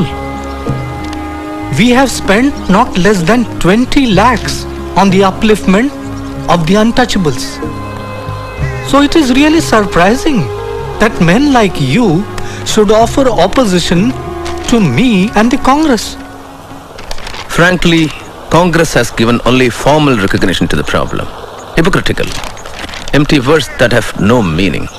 You said Congress spent 20 lakhs. I say it was all a waste. If Congress was sincere, it would have made removal of untouchability a condition to becoming the member of the Congress, not to wear qadar. You say the British government does not show a change of heart. I say that the Hindus have not shown a change of heart either. As long as they all remain adamant, we will believe neither the Hindus nor the Congress nor any Mahatmas. History tells us that the Mahatmas are like fleeting phantoms. They raise dust, but raise no levels.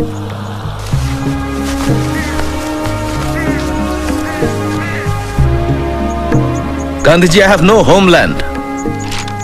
But this is your homeland, Dr. Ambedkar. And from the reports that have reached me of your work at the Round Table Conference, I know that you are a patriot of sterling worth. How can we call this land our home when we are treated worse than cats and dogs? And the injustices inflicted upon us are so enormous that if we should ever be disloyal, the fault will lie with this land and not with us. The congressmen oppose our movement and dub me a traitor, and you call me a patriot. All I know is I have been trying to win elementary human rights for my people without meaning or doing any harm to this land. You can call me a traitor or a patriot. I don't care for either label. So what would you like us to do, Doctor?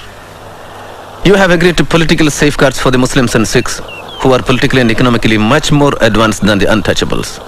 The Round Table Conference has recommended similar political safeguards for the untouchables too.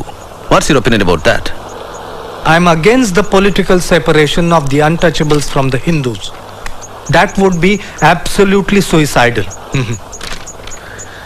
I thank you for your frank opinion. It is good to know where we stand as regards this vital problem. I take leave of you, Gandhiji.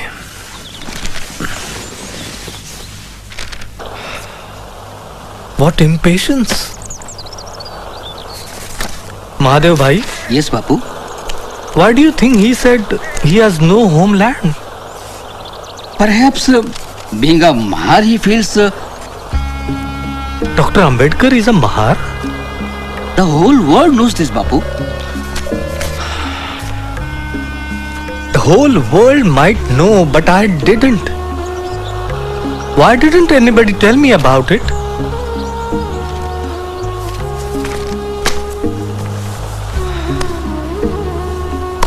I thought he was a progressive Brahmin from Pune. Mr. Gandhi left for London today to attend the Round Table Conference. He expressed his views to the press that the delegates were not chosen by the nation, but were chosen ones of the British government. Mr. Gandhi's participation does not substantially alter our position. Our first priority is to arm the repressed classes with political power. That is the only way. But Dr. Ambedkar, don't you think that education will change the situation of the untouchables? Have you been speaking to Mr. Gandhi? I am the most educated person amongst us. Still, I am treated as an untouchable in society. What demands are you going to make? We demand a complete partition between ourselves and Hindus. And how do you propose to do that? In the future constitution of India, the depressed classes should be given a fundamental right declaring untouchability to be illegal and punishable by law. Mr. Gandhi said that the separate electorates will perpetuate the stigma and untouchable will remain untouchable. Let him say that. You cannot untest a 2000-year-old test of human mind and turn it in the opposite direction. Oppressors never become saviors, which is why I want political power. Not well-meaning words, not good intentions, and no charity. What support do you have to get rid of it? Mr. Chairman, I know what is on the minds of the delegates. The question of representation claimed by minority communities. We are reconciled to giving the Muslims and Sikhs special treatment. There are sound historical reasons for that. But as far as the untouchables are concerned, I and Congress strongly resist any special representation to be given to them. Untouchables are a part of Hindu religion and cannot be separated from it. Thank you. Declaration of war against us. Yes. Then, what happened? He's asked for an adjournment of the minority committee. I hear that he's planning to make a deal with the Muslims. What sort of deal? Congress will accept the Muslims' 14-point demand if the Muslims opposes. I don't understand. But why would he go to such lengths? He's supposed to be a great saint. Surely he can see the justness of your cause. Saint? He is a seasoned politician, my dear. When everything else fails, Gandhi will resort to intrigue.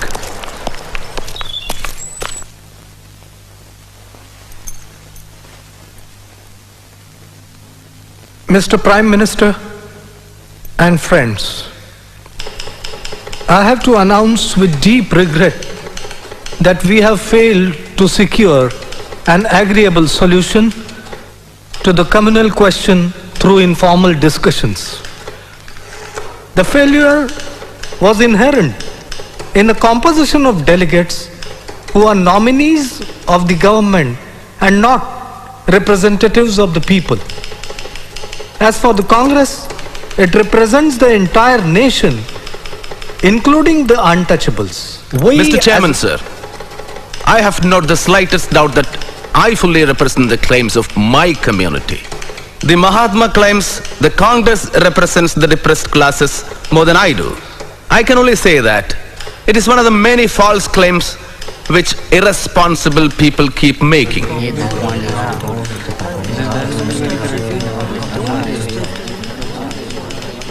Even these telegrams coming to me from various parts of India, sent by the depressed classes, express no confidence in the Congress movement. And they condemn the methods adopted by the Congress workers. Let me make another point very clear, Mr. Prime Minister. The depressed classes are not clamoring for a transfer of power in India. But if that does happen, it should not fall in the hands of a few, an oligarchy or a group of people. The power should be shared by all the communities in their respective proportions.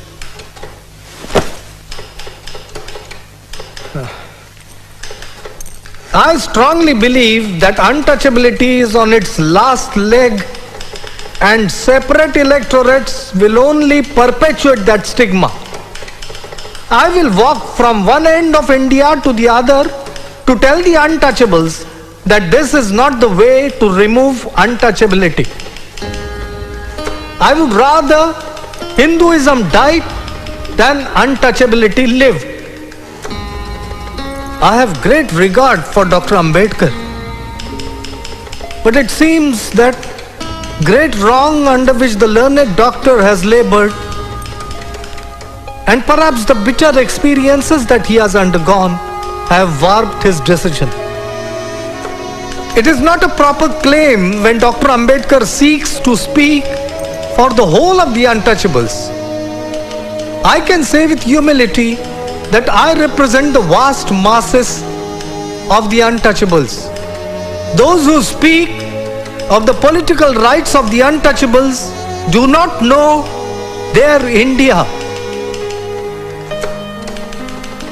I would resist this kind of a political separation with my life.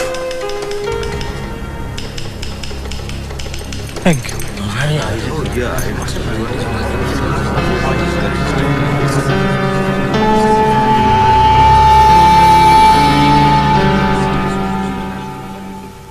The government will not allow community differences to prevent it from producing a constitution.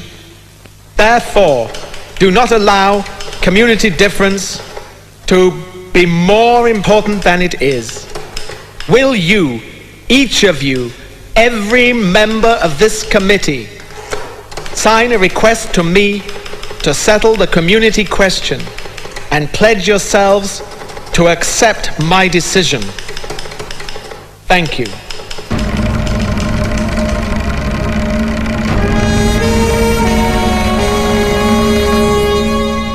British Premier Mr. MacDonald announced the communal award granting separate seats to the depressed classes. It is feared in some quarters that this award might politically balkanize India.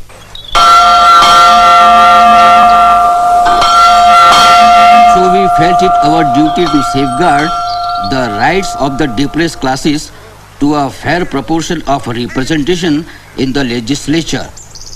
I am therefore afraid that my answer to you, Mr. Gandhi, must be that the government's decision stands.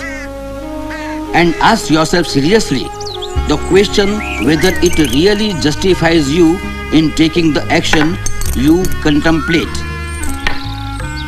Yours very sincerely, Ramsay MacDonald.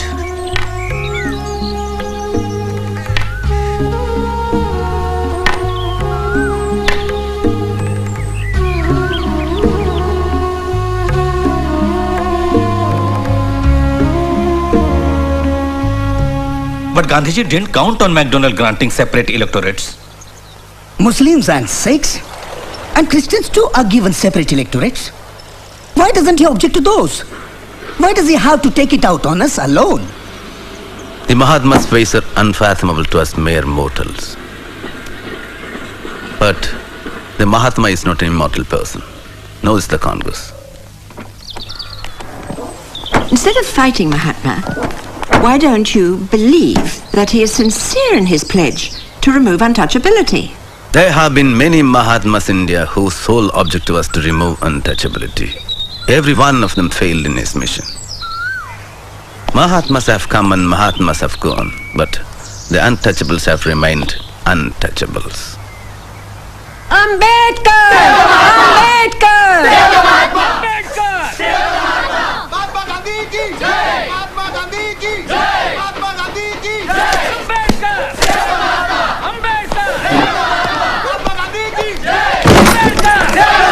Why don't you leave me in peace? I have work to do. Mahatma Ji is dying and this man wants to live in peace? Why don't you go and meet the Mahatma in Pune? What for? I have said what I wanted to. Now let me work. I have to appear before the court tomorrow for a case. Is earning money more important to you than Gandhiji's life? Madam Perrin and Mr. Thakur, you don't know what you're talking about. Your leaders don't have to worry about their daily bread.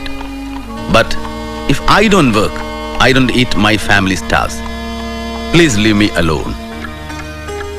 Dr. Ambedkar, we are receiving cables from the whole world entreating us to save Gandhiji's life. Gandhiji's life must be saved. But why do you corner us? Why put Gandhiji's life against the interest of my people? Hang me by the nearest lamppost, but I would never betray my people in the name of saving Gandhiji's life. You would better appeal to Gandhiji to postpone his fast for about a week and then seek a solution for the problem. Gandhiji has a way of making people bend to his will. We too must show our willpower. By going on fast, he's making villains out of us. Who's that?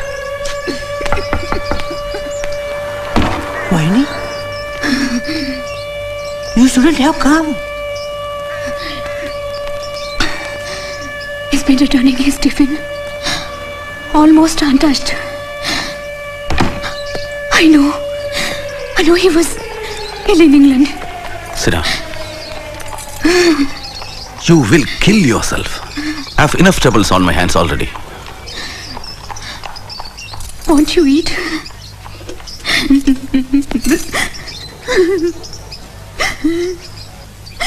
It's almost 12. The fast will begin now.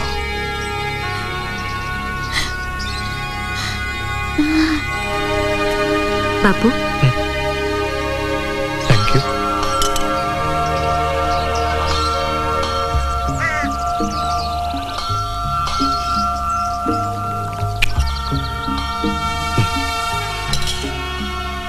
Here we are. My tussle with God commences. Placement to see you, Babu, before you lie down for rest.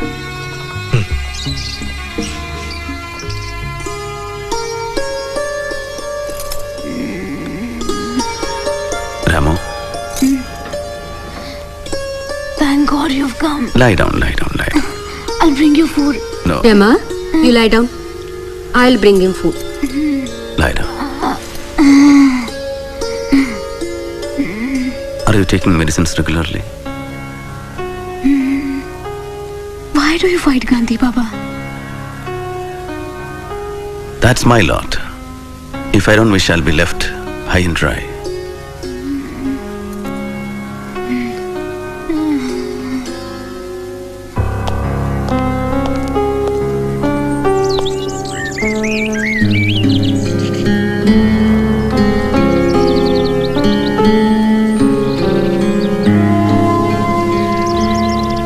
Panel. No harm in that. But I would like to meet Dr. Ambedkar first.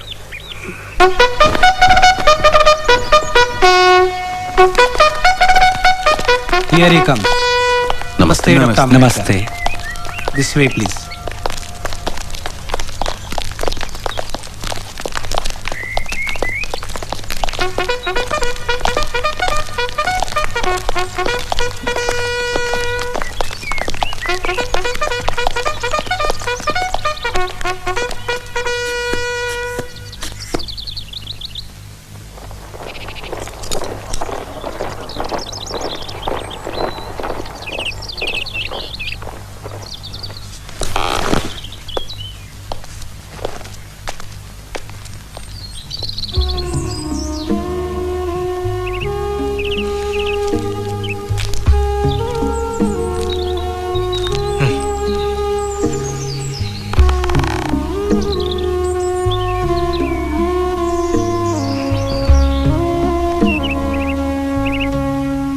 Gandhiji, you have been very unfair to us. That's my lot. What do you suggest? Compensation for giving up separate electorates. I know. The reserved seats.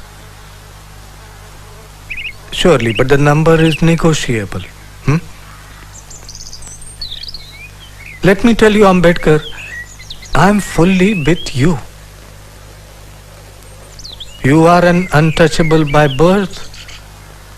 I consider myself untouchable by adoption.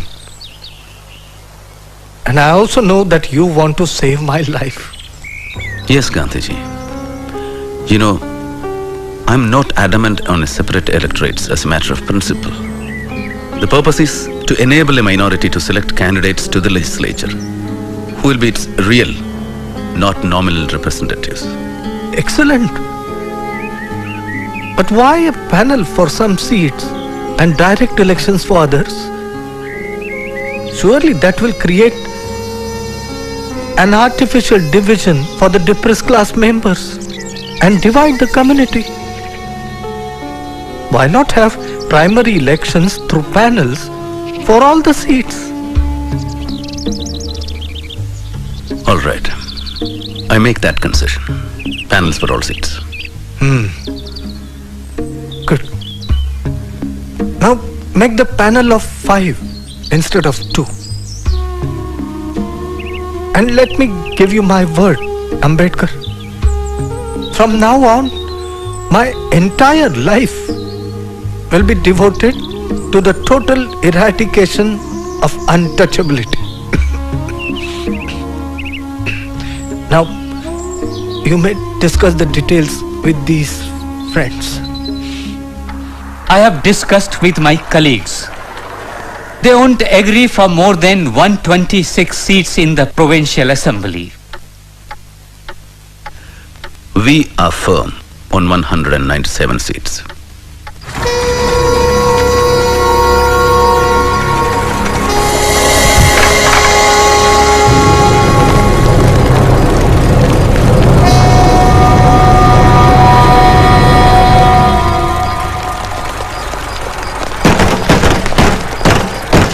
Ambedkar!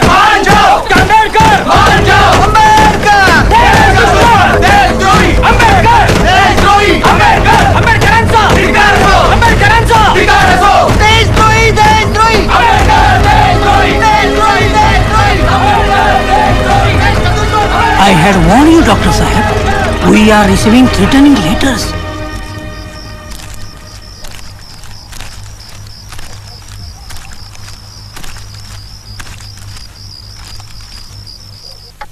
So, we are agreeing for 148 seats and 10% of the Hindu seats in the Central Assembly. Primary elections should terminate by the end of 10 years. The question of reserve seats should be settled by a referendum in a further 15 years. Dr. Ambedkar, the evil of the reserve seats and separation will be perpetuated by making its removal dependent on the will of the depressed classes. And you are asking for 25 years of referendum. I refuse to believe that untouchability will be no more in the next 20 years or so. Facing the sword of Damocles will surely compel the caste Hindus to change their inhuman attitudes to the untouchables. Dr. Ambedkar, try to understand. Gandhiji is fighting for his life. So what? So what? Oh, sorry. Don't worry. We will ask somebody to clean it. Devdas? How is Bapuji? The doctor says he's sinking. His blood pressure is low. He's dehydrated and getting breathless. Did you hear what Devdas is saying? Dr. Ambedkar, please. Please. No referendum, please.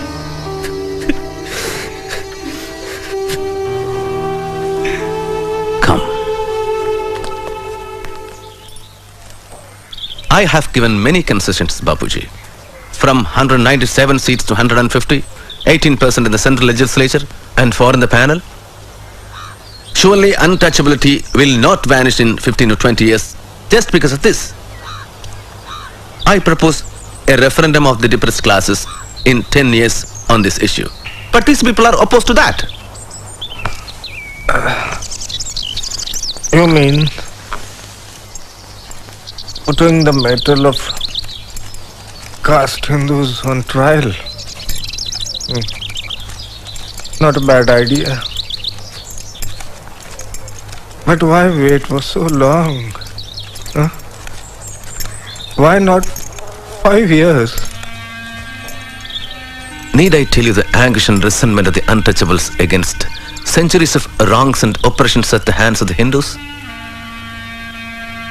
And do you think, Bapuji, 5 years? Yes. I know. You have a right to demand safeguards. But from my fiery bed, I beg you to be lenient, Ambedkar. I seek a reprieve for caste Hindus. Their conscience is aroused, Ambedkar. Statutory measures at this point will only delay the process of heart cleansing and self-purification. But Bapuji... All right. The referendum, but within 5 years. Huh?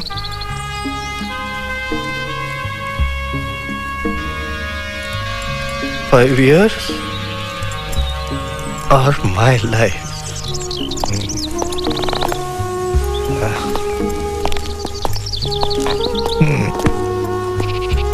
Dr. Ambedkar, we should leave.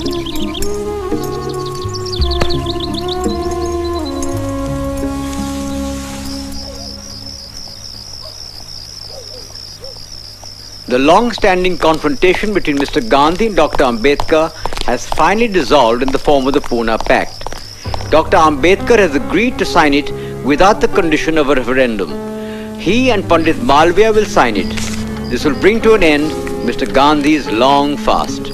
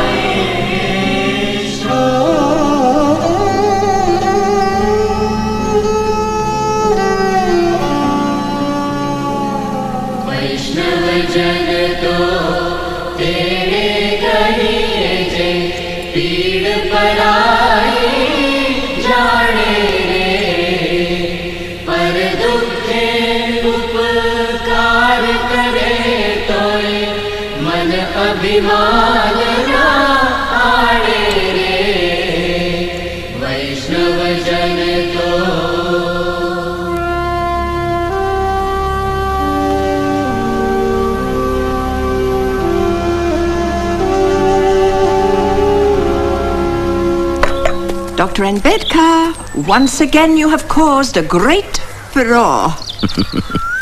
What can I say, Miss Epstein? It seems to be my lot. It would be no exaggeration to say that I am the most hated man in Hindu India today. I am represented as a traitor, cursed as a destroyer of Hinduism, branded as the greatest enemy of this country. But after the dust settles down and a review of my life is taken objectively by the future historians, perhaps they will acclaim my services to the nation. And if they don't? If they don't, I don't care. I know the depressed classes have implicit faith in my work. They'll hold me close to their hearts. Of that I'm certain. Dr. Ambedkar, I have called you here to lend your support to Subbarayan and Iyengar's temple entry bill.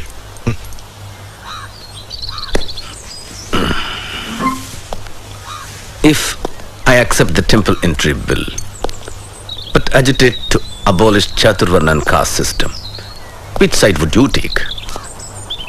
Suppose I accept Chaturvarna, what will be your interpretation? Brahman, Kshatriya, Vaishya and Shudra. Or in the reverse way, Shudra on the top. Dr. Ambedkar, I am a Hindu not merely because I am born in Hindu fold, but I am one by conviction and by choice. There is no superiority or inferiority in the Hinduism of my conception. But if you want to fight Varnashram itself, then I cannot be in your camp. Because I strongly believe Varnashram to be an integral part of Hinduism. So, I cannot be in your camp too. Bapu, our salvation lies in political power, not in making pilgrimages or observance of fasts. I'll take your leave now.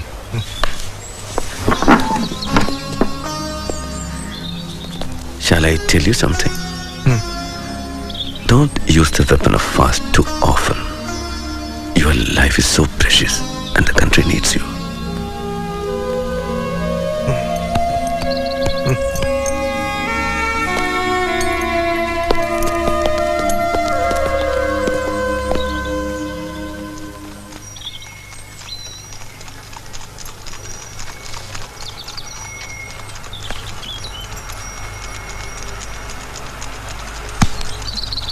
I know you love books. But this is madness. Sahib, you've built a house only for your books? Next week, I sail again to London for the Joint Parliamentary Committee.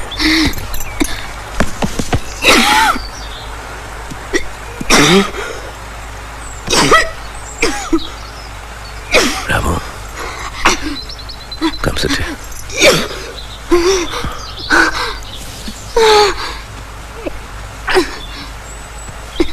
I have a wish, Sahib. Yes, Ramu.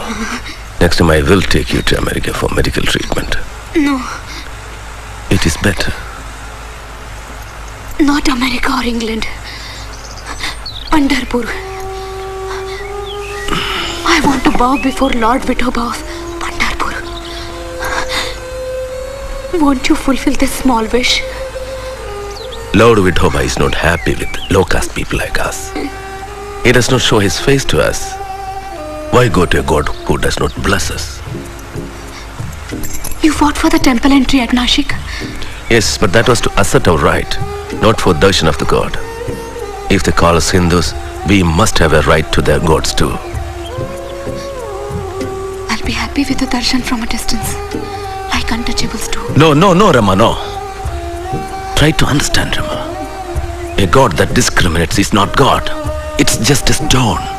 How God lives in our hearts. Let's not demean ourselves by seeking mercy from a God that does not care for us. We shall create our own Pandapurs.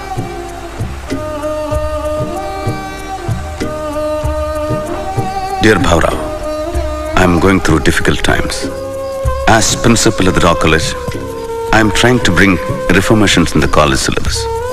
I am caught up between duties for my people and duties at home. I am anxious about Rama's health. She has deteriorated over the last few days.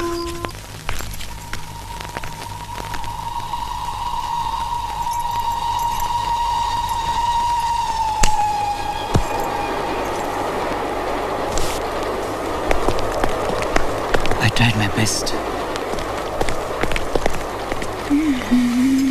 Take this. You'll get well. No. Get well. I'll take you to the best of doctors. It's no use. I'll make you happy. I'm happy. I'll die happy. I'm not afraid of death.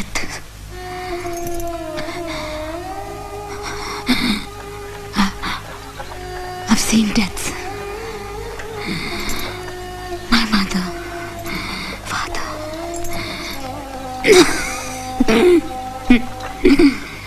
Your parents.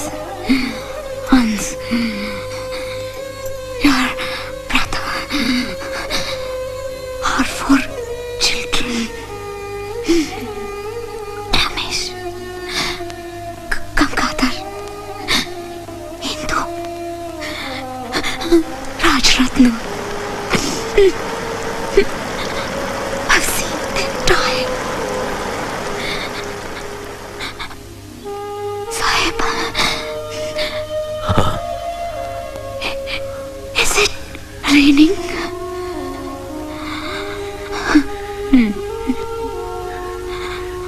Yes, it's raining.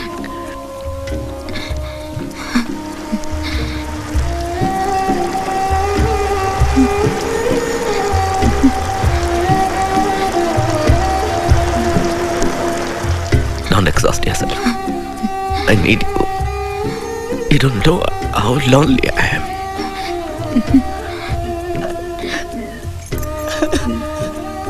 Don't despair. Keep fighting. Love you, Shwant.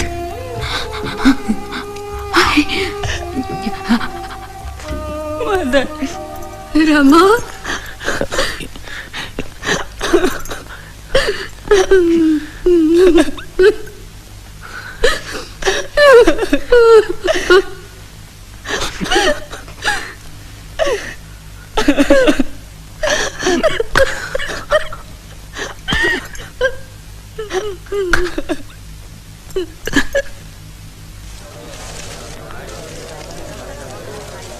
Babasaheb, thousands of people are waiting. So, shall we?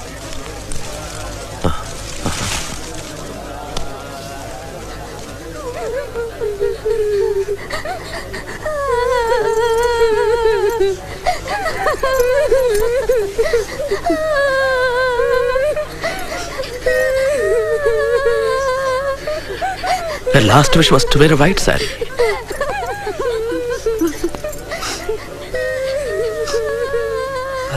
It's customary to clothe in a green saree.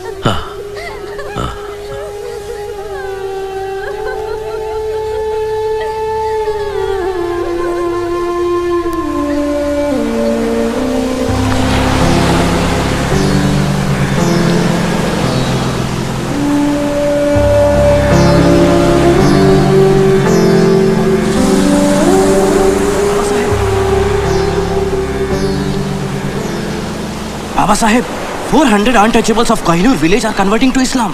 Ask them to wait. I'm going to make an important announcement at the Yavla conference.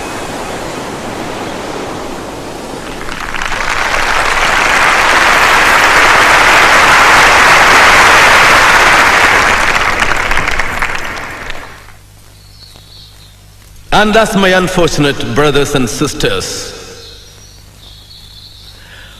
when I look back at the past 10 years of our movement, I despair of the future. Enough! We are no longer dumb animals. The time has come to put an end to this harassment and indignities. Let's leave this cesspool of castes which made us worse than worms. Break these shackles. Destroy the social prison. Let's choose a new religion which will guarantee us equality of status and opportunities.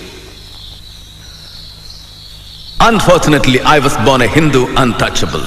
It was beyond my power to prevent that. But it is within my power to refuse to live under these humiliating conditions.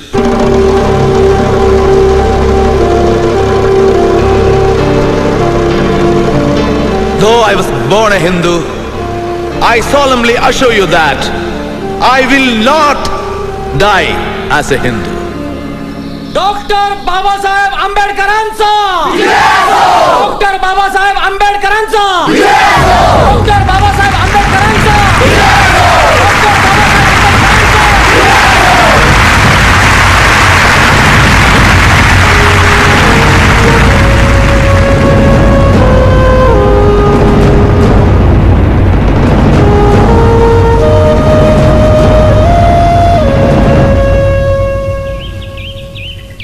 This is an unfortunate decision.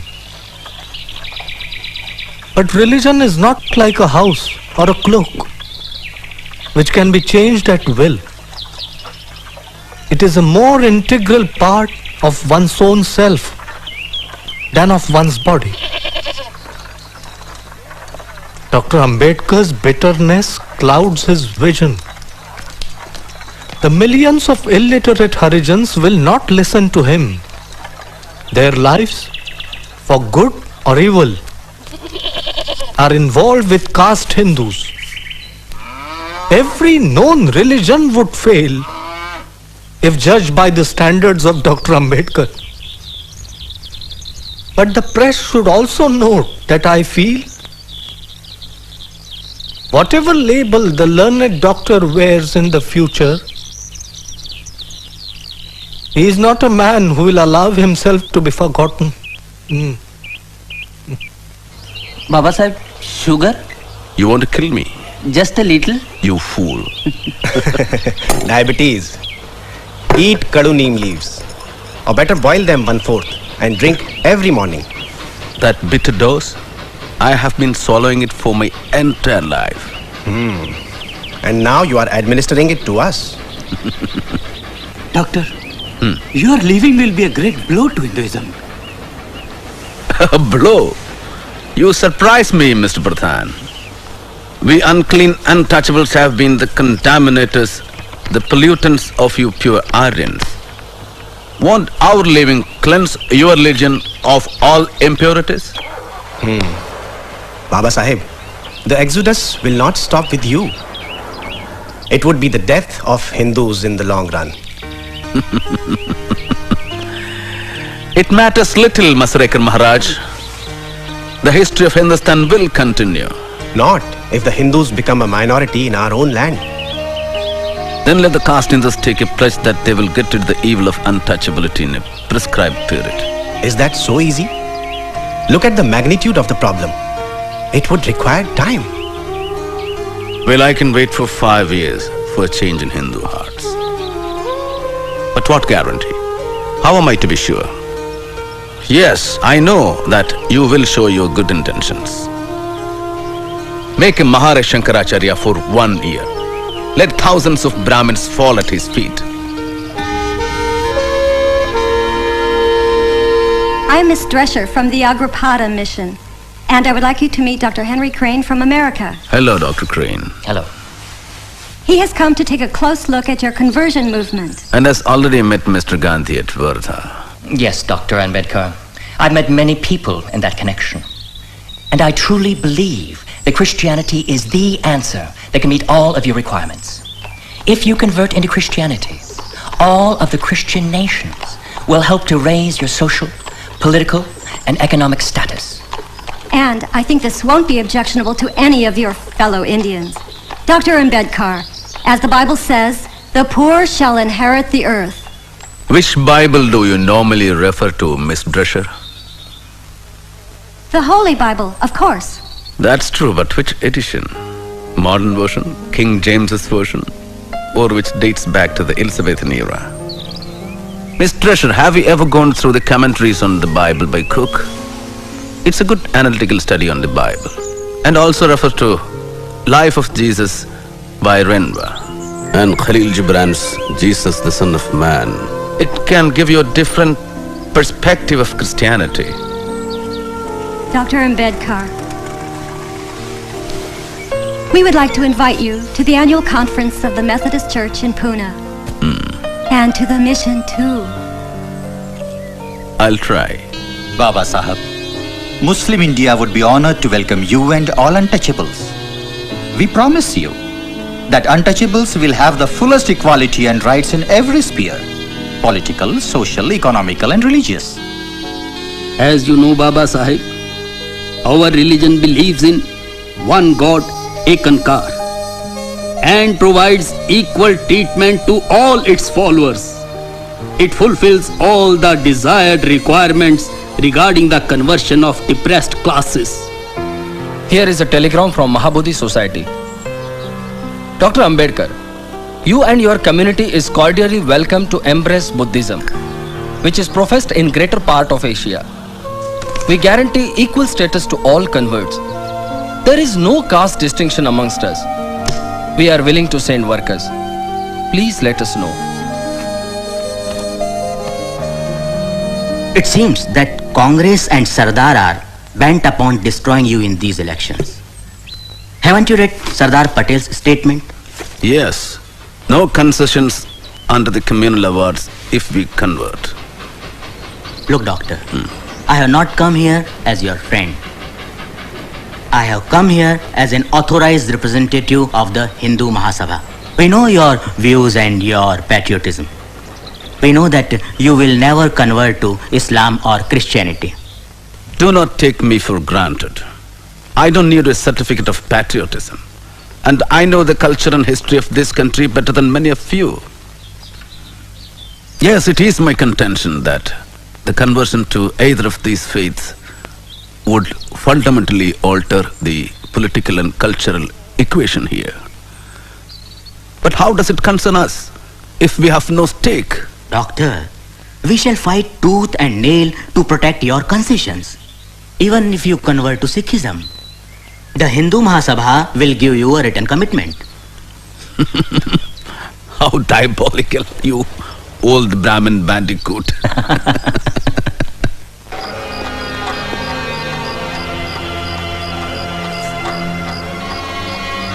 Dear Bhaurao, did you notice Dr. Munji's anxiety over my decision to change religion? Some people asked me what advantage would you gain by changing it.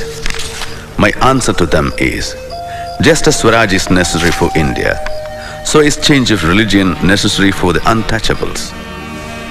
The underlying motive in both is the desire for freedom. The Congress Committee has reiterated Mahatma Gandhi's principle of non-violence while giving Britain support in her war efforts, but only on the condition of an assurance of complete freedom for India.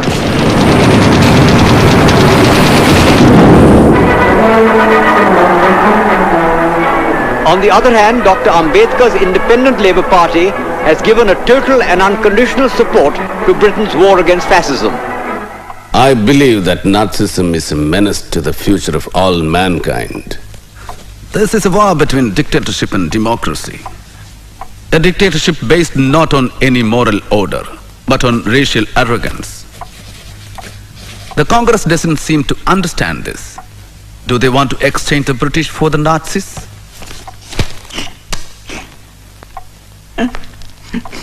Are you all right, Miss Epstein? As you probably know, I am Jewish, originally from Germany. My family is still there. They have been reported missing. They may be in hiding. I fear for them. I'm so sorry. Dr. Ambedkar today expressed his views that there was nothing wrong in sharing power with the British government. He added that without their support, he would never have been able to solve the labor problems or establish the People's Education Society. Dear Miss Disher, I have some sad news. Fanny is no more. I could not write the criticism on the Bible as promised, but I have dedicated her an equally important book, What Congress and Gandhi Have Done to the Untouchables. And I'm glad that she accepted it before she died. No, Babasaheb. In Rag Bhoop, you are not supposed to play the Madhyam.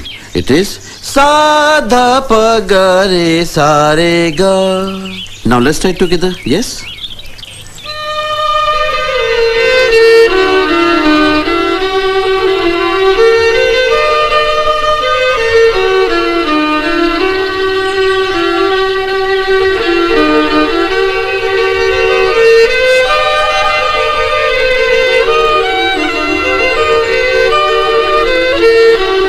Mr. President, sir, this Constituent Assembly declares its firm and solemn resolve to proclaim India as an independent, sovereign republic and to draw up for her future governance a constitution wherein the territories will be governed by the country. In substance, my amendment proposes we postpone passing this resolution to a later stage to enable the Muslim League and the Indian states to participate, if they choose so, in the deliberations of the Assembly. Now, I call upon Dr. Ambedkar to take the floor.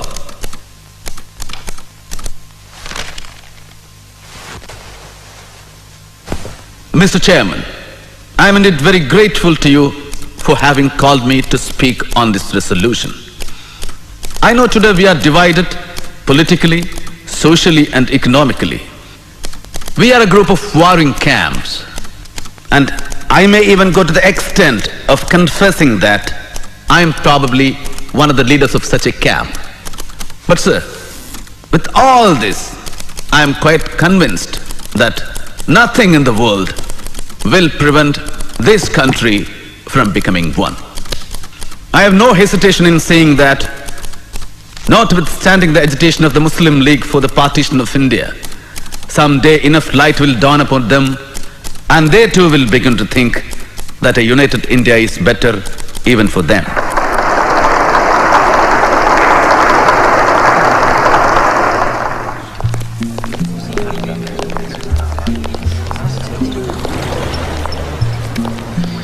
It seems you are firm on your stand on Pakistan. Well, Dr. Ambedkar, in your own words and thoughts on Pakistan, you have said that Hindus think that Pakistan is a dream of Muslims, but Muslims know that Pakistan is a reality. No, Mr. Jinnah. I'm against your two-nation theory. We should fight for the rights of the minorities staying on in this country. Well, that stage seems to have gone. Now Pakistan is going to be a reality.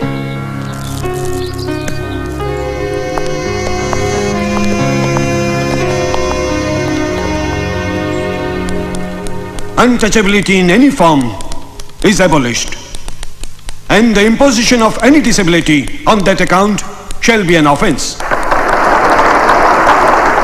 Mahatma Gandhi की जय, महात्मा गांधी की जय, महात्मा गांधी की जय, महात्मा गांधी की जय, महात्मा गांधी की जय.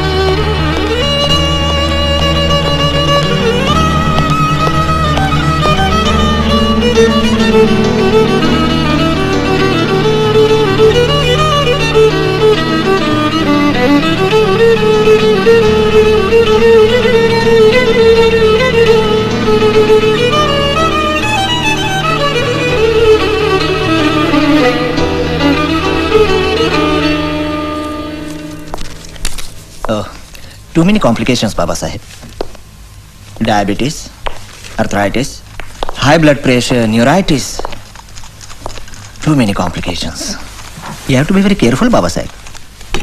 Well, I'll prescribe you some medicines.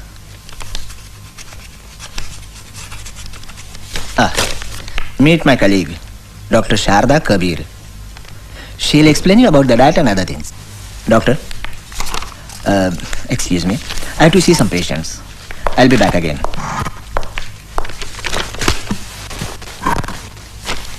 You will have to take insulin injection every day. Besides that, diet and exercise is a must. How is it possible? But you must do it if you want to live longer.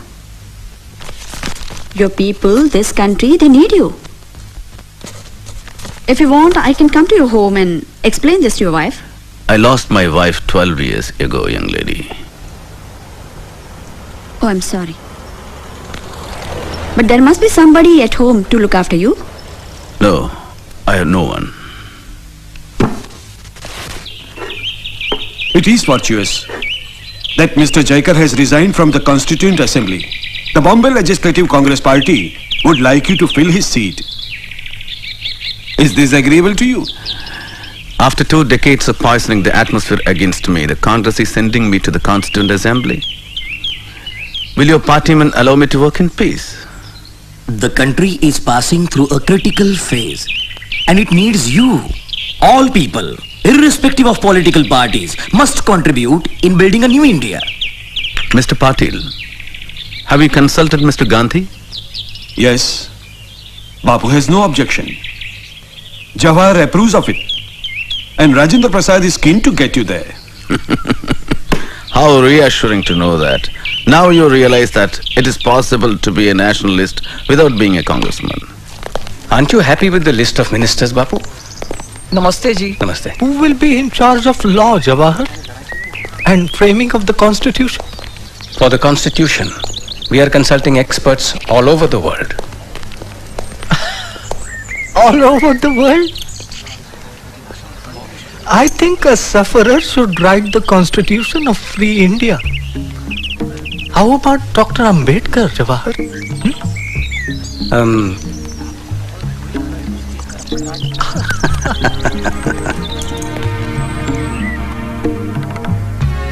Yes. History has put this responsibility on us.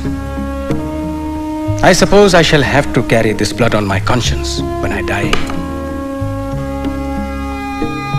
Well, to business then. Do you know the reason why I requested you to come here? I would like you to be a part of the national government of Free India. Do you accept? It depends. What portfolio? Law. Will there be enough work? Plenty. Don't worry. A lot of new measures are to be legislated.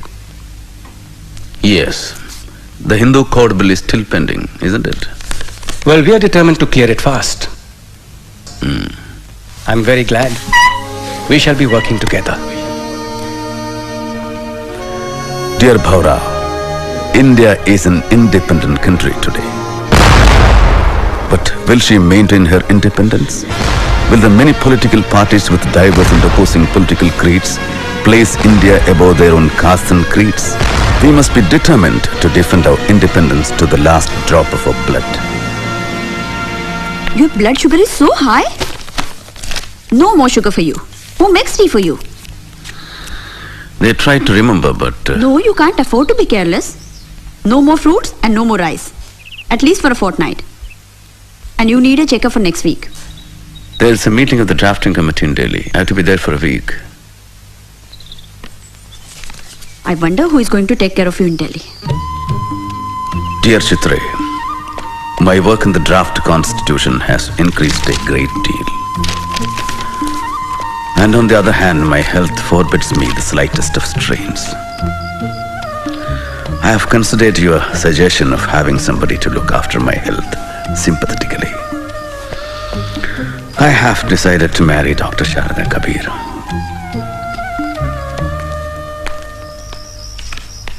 Babasaheb. Bapuji was shot dead while he was going for the prayers.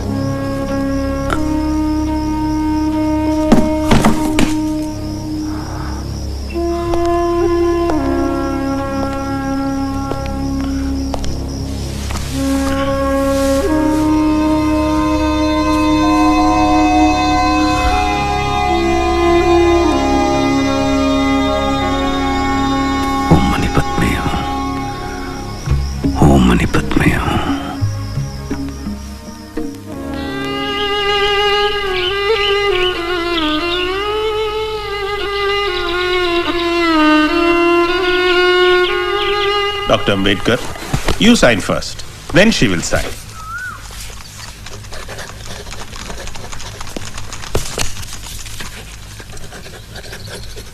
Now I proclaim you as man and wife.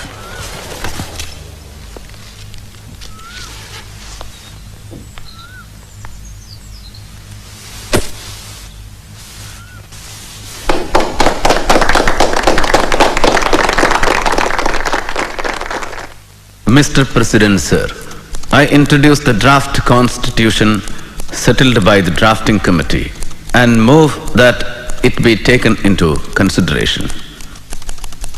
Mr. President, sir, I am one of those in the House who are aware of the amount of work and enthusiasm that Dr. Ambedkar has brought to bear on the work of drafting this constitution.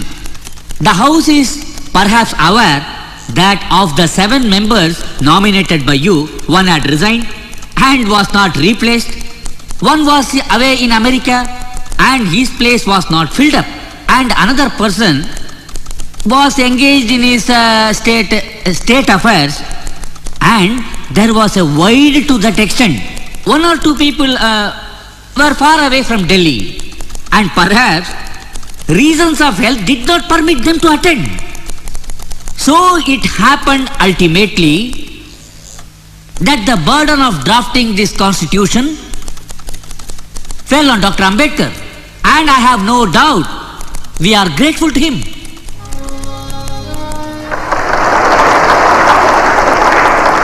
The credit that is given to me does not belong to me.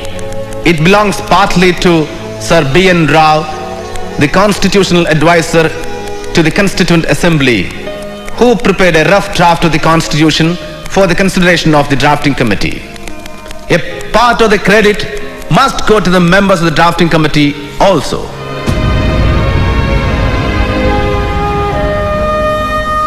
I shall not enter into the merits of the constitution because I feel, however good a constitution may be, it is sure to turn out bad because those who are called to work it happen to be a bad lot.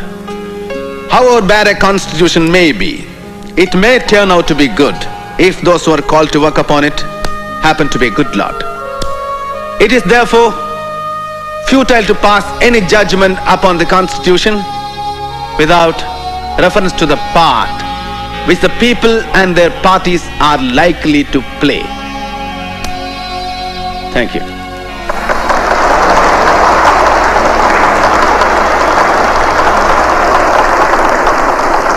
And sitting in this chair and watching the procedures from day to day, I have realized what no one else could have, with what rare zeal and devotion the members of the drafting committee, and especially its chairman, Dr. Ambedkar, irrespective of his indifferent health, have worked.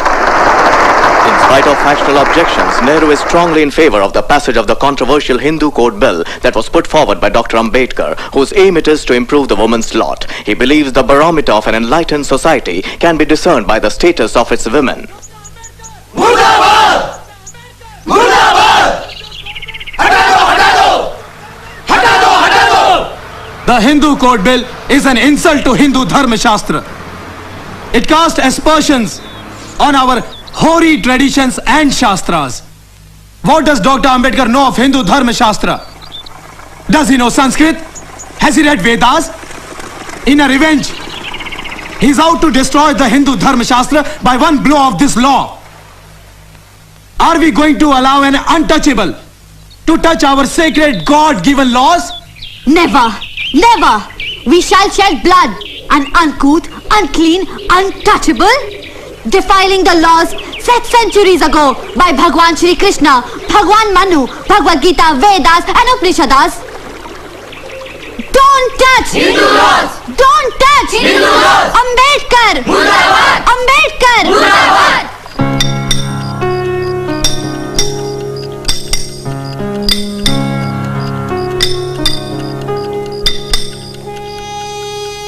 Dear Bhaurao, there is so much opposition to the Hindu Code Bill from all quarters. The statue of Buddha that Madigalkar is making for Siddharth College is in its final stage of completion. And so is my decision to embrace Buddhism. I was always impressed by Buddhism since my childhood, as I had read Life of Buddha, a book written by Dada Kiluskar, a well-known writer, also my father's friend, which he gave me as a gift. Buddhism is the only religion that preaches the three principles of prajna, knowledge, karuna, compassion, and samatha, equality. Buddhism is the answer to the exploitation in the world. People today somehow try to relate Buddhism with communism. But communism is based on force and Buddhism is ahimsa. It's a democratic system, which is why I have made up my mind to advise the millions of untouchables to embrace Buddhism.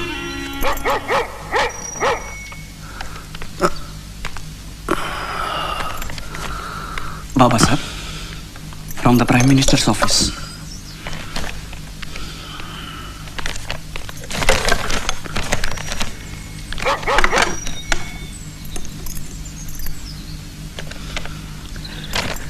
Read it. You know that we have a good deal of opposition to the Hindu Code Bill both inside and outside the House. With the best will in the world, it cannot be passed in this session. I can quite understand your disappointment. Even the marriage and divorce parts of the bill had ultimately to be postponed. Atrocious. Ratu, come and take dictation.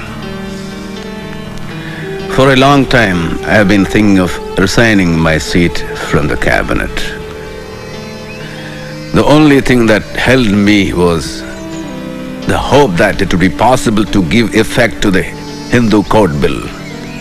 But with its demise, even the marriage and divorce part of it is killed.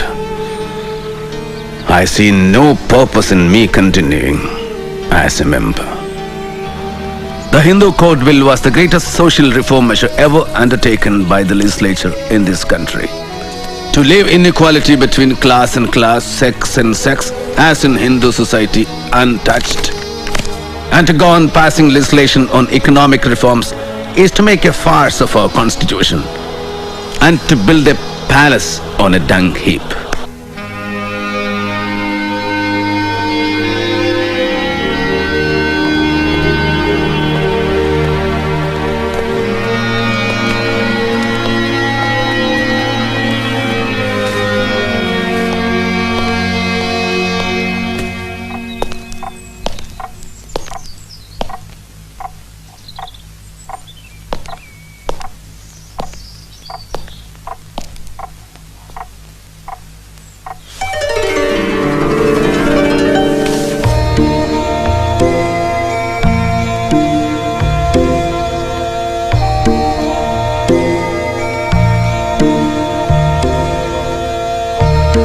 Dear Vamanrao Godbole, I am confident that one day, to protect humanity, not only India, but the whole world will accept Buddhism. So the day of Diksha will be 14th of October 1956 at Nagpur. Yes, I had promised Gandhiji that when the time comes, I would choose the least harmful way for the country. And this is the greatest benefit I am conferring on the country by embracing Buddhism. For Buddhism is part and parcel of Indian culture. But won't you lose reservations and benefits meant for untouchables?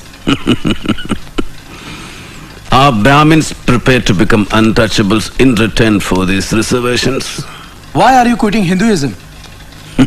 Why don't you ask your fathers and forefathers that question? Our efforts are to gain basic human rights and regain our self-respect. But why Buddhism? Because Buddha's religion is based on morality and ethics and has no caste. Because the social gospel of Hinduism is inequality, whereas Buddhism is all for equality. Because Buddha's teachings are modern, rational, and ever contemporary, there is no dogma. He makes you think and live by reason.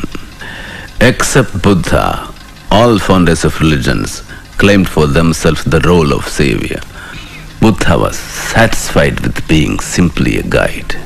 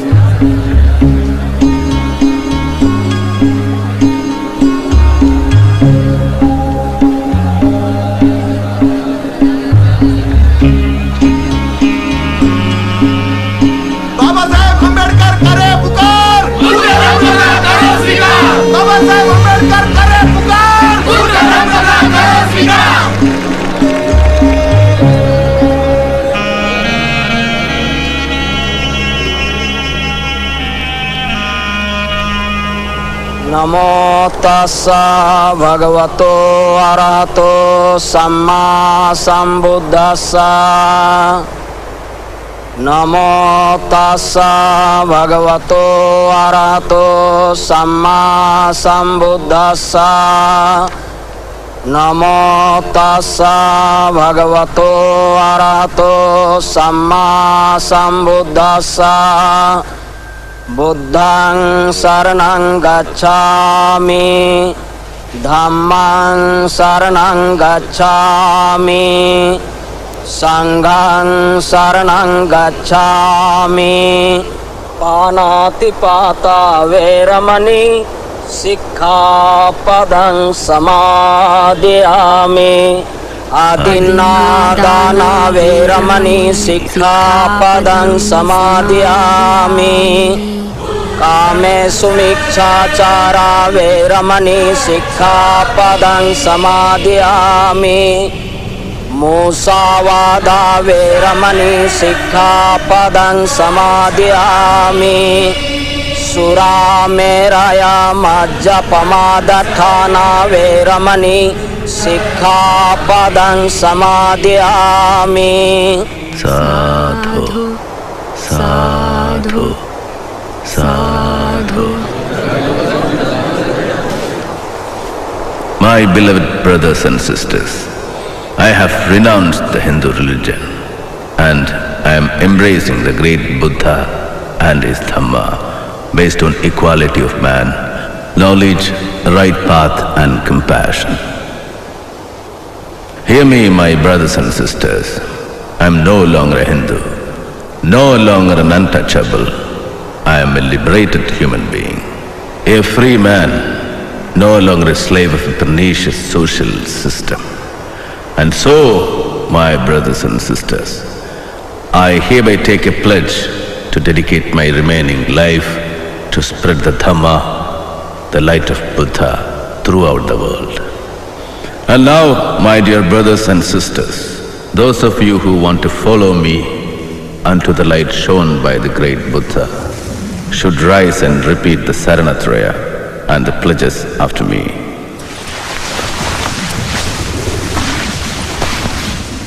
I will follow the 10 precepts laid down by Lord Buddha.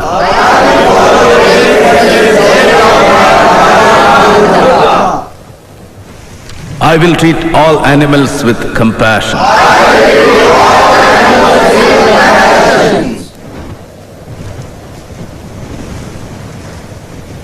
I will consider all men as equal human beings.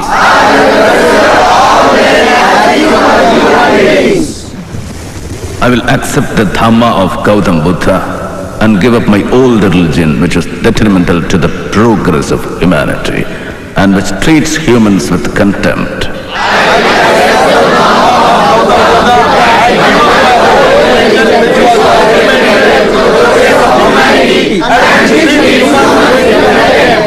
With this, I am being born anew. I shall no more pray to Hindu gods, nor shall I follow the Hindu rituals.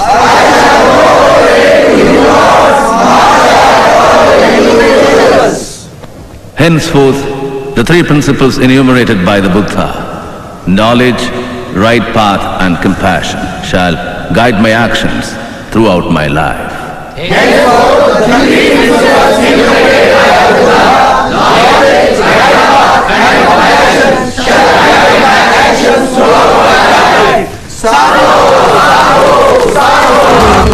शरणं गच्छामि धम्मं शरणं गच्छामि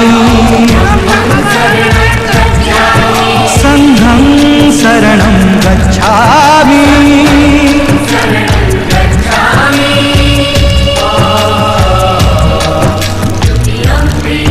बुद्धं शरणं गच्छामि धम्मं शरणं गच्छामि संघं शरणं गच्छामि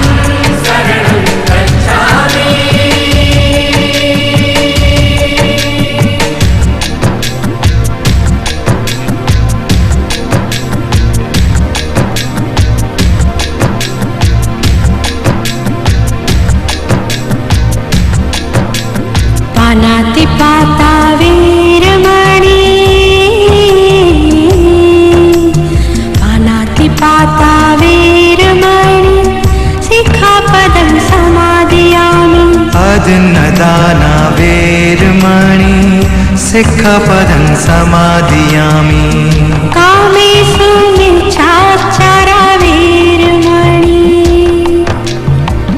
सिक्खपदं समादियामि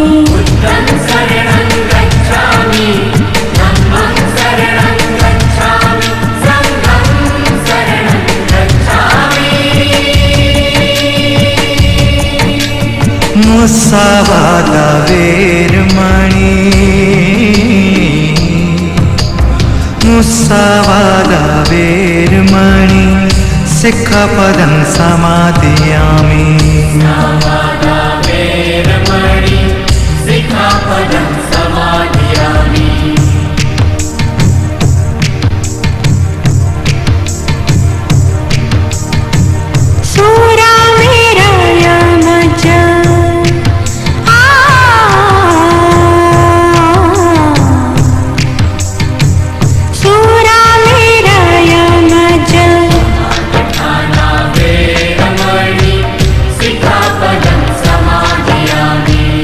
बुद्धं शरणं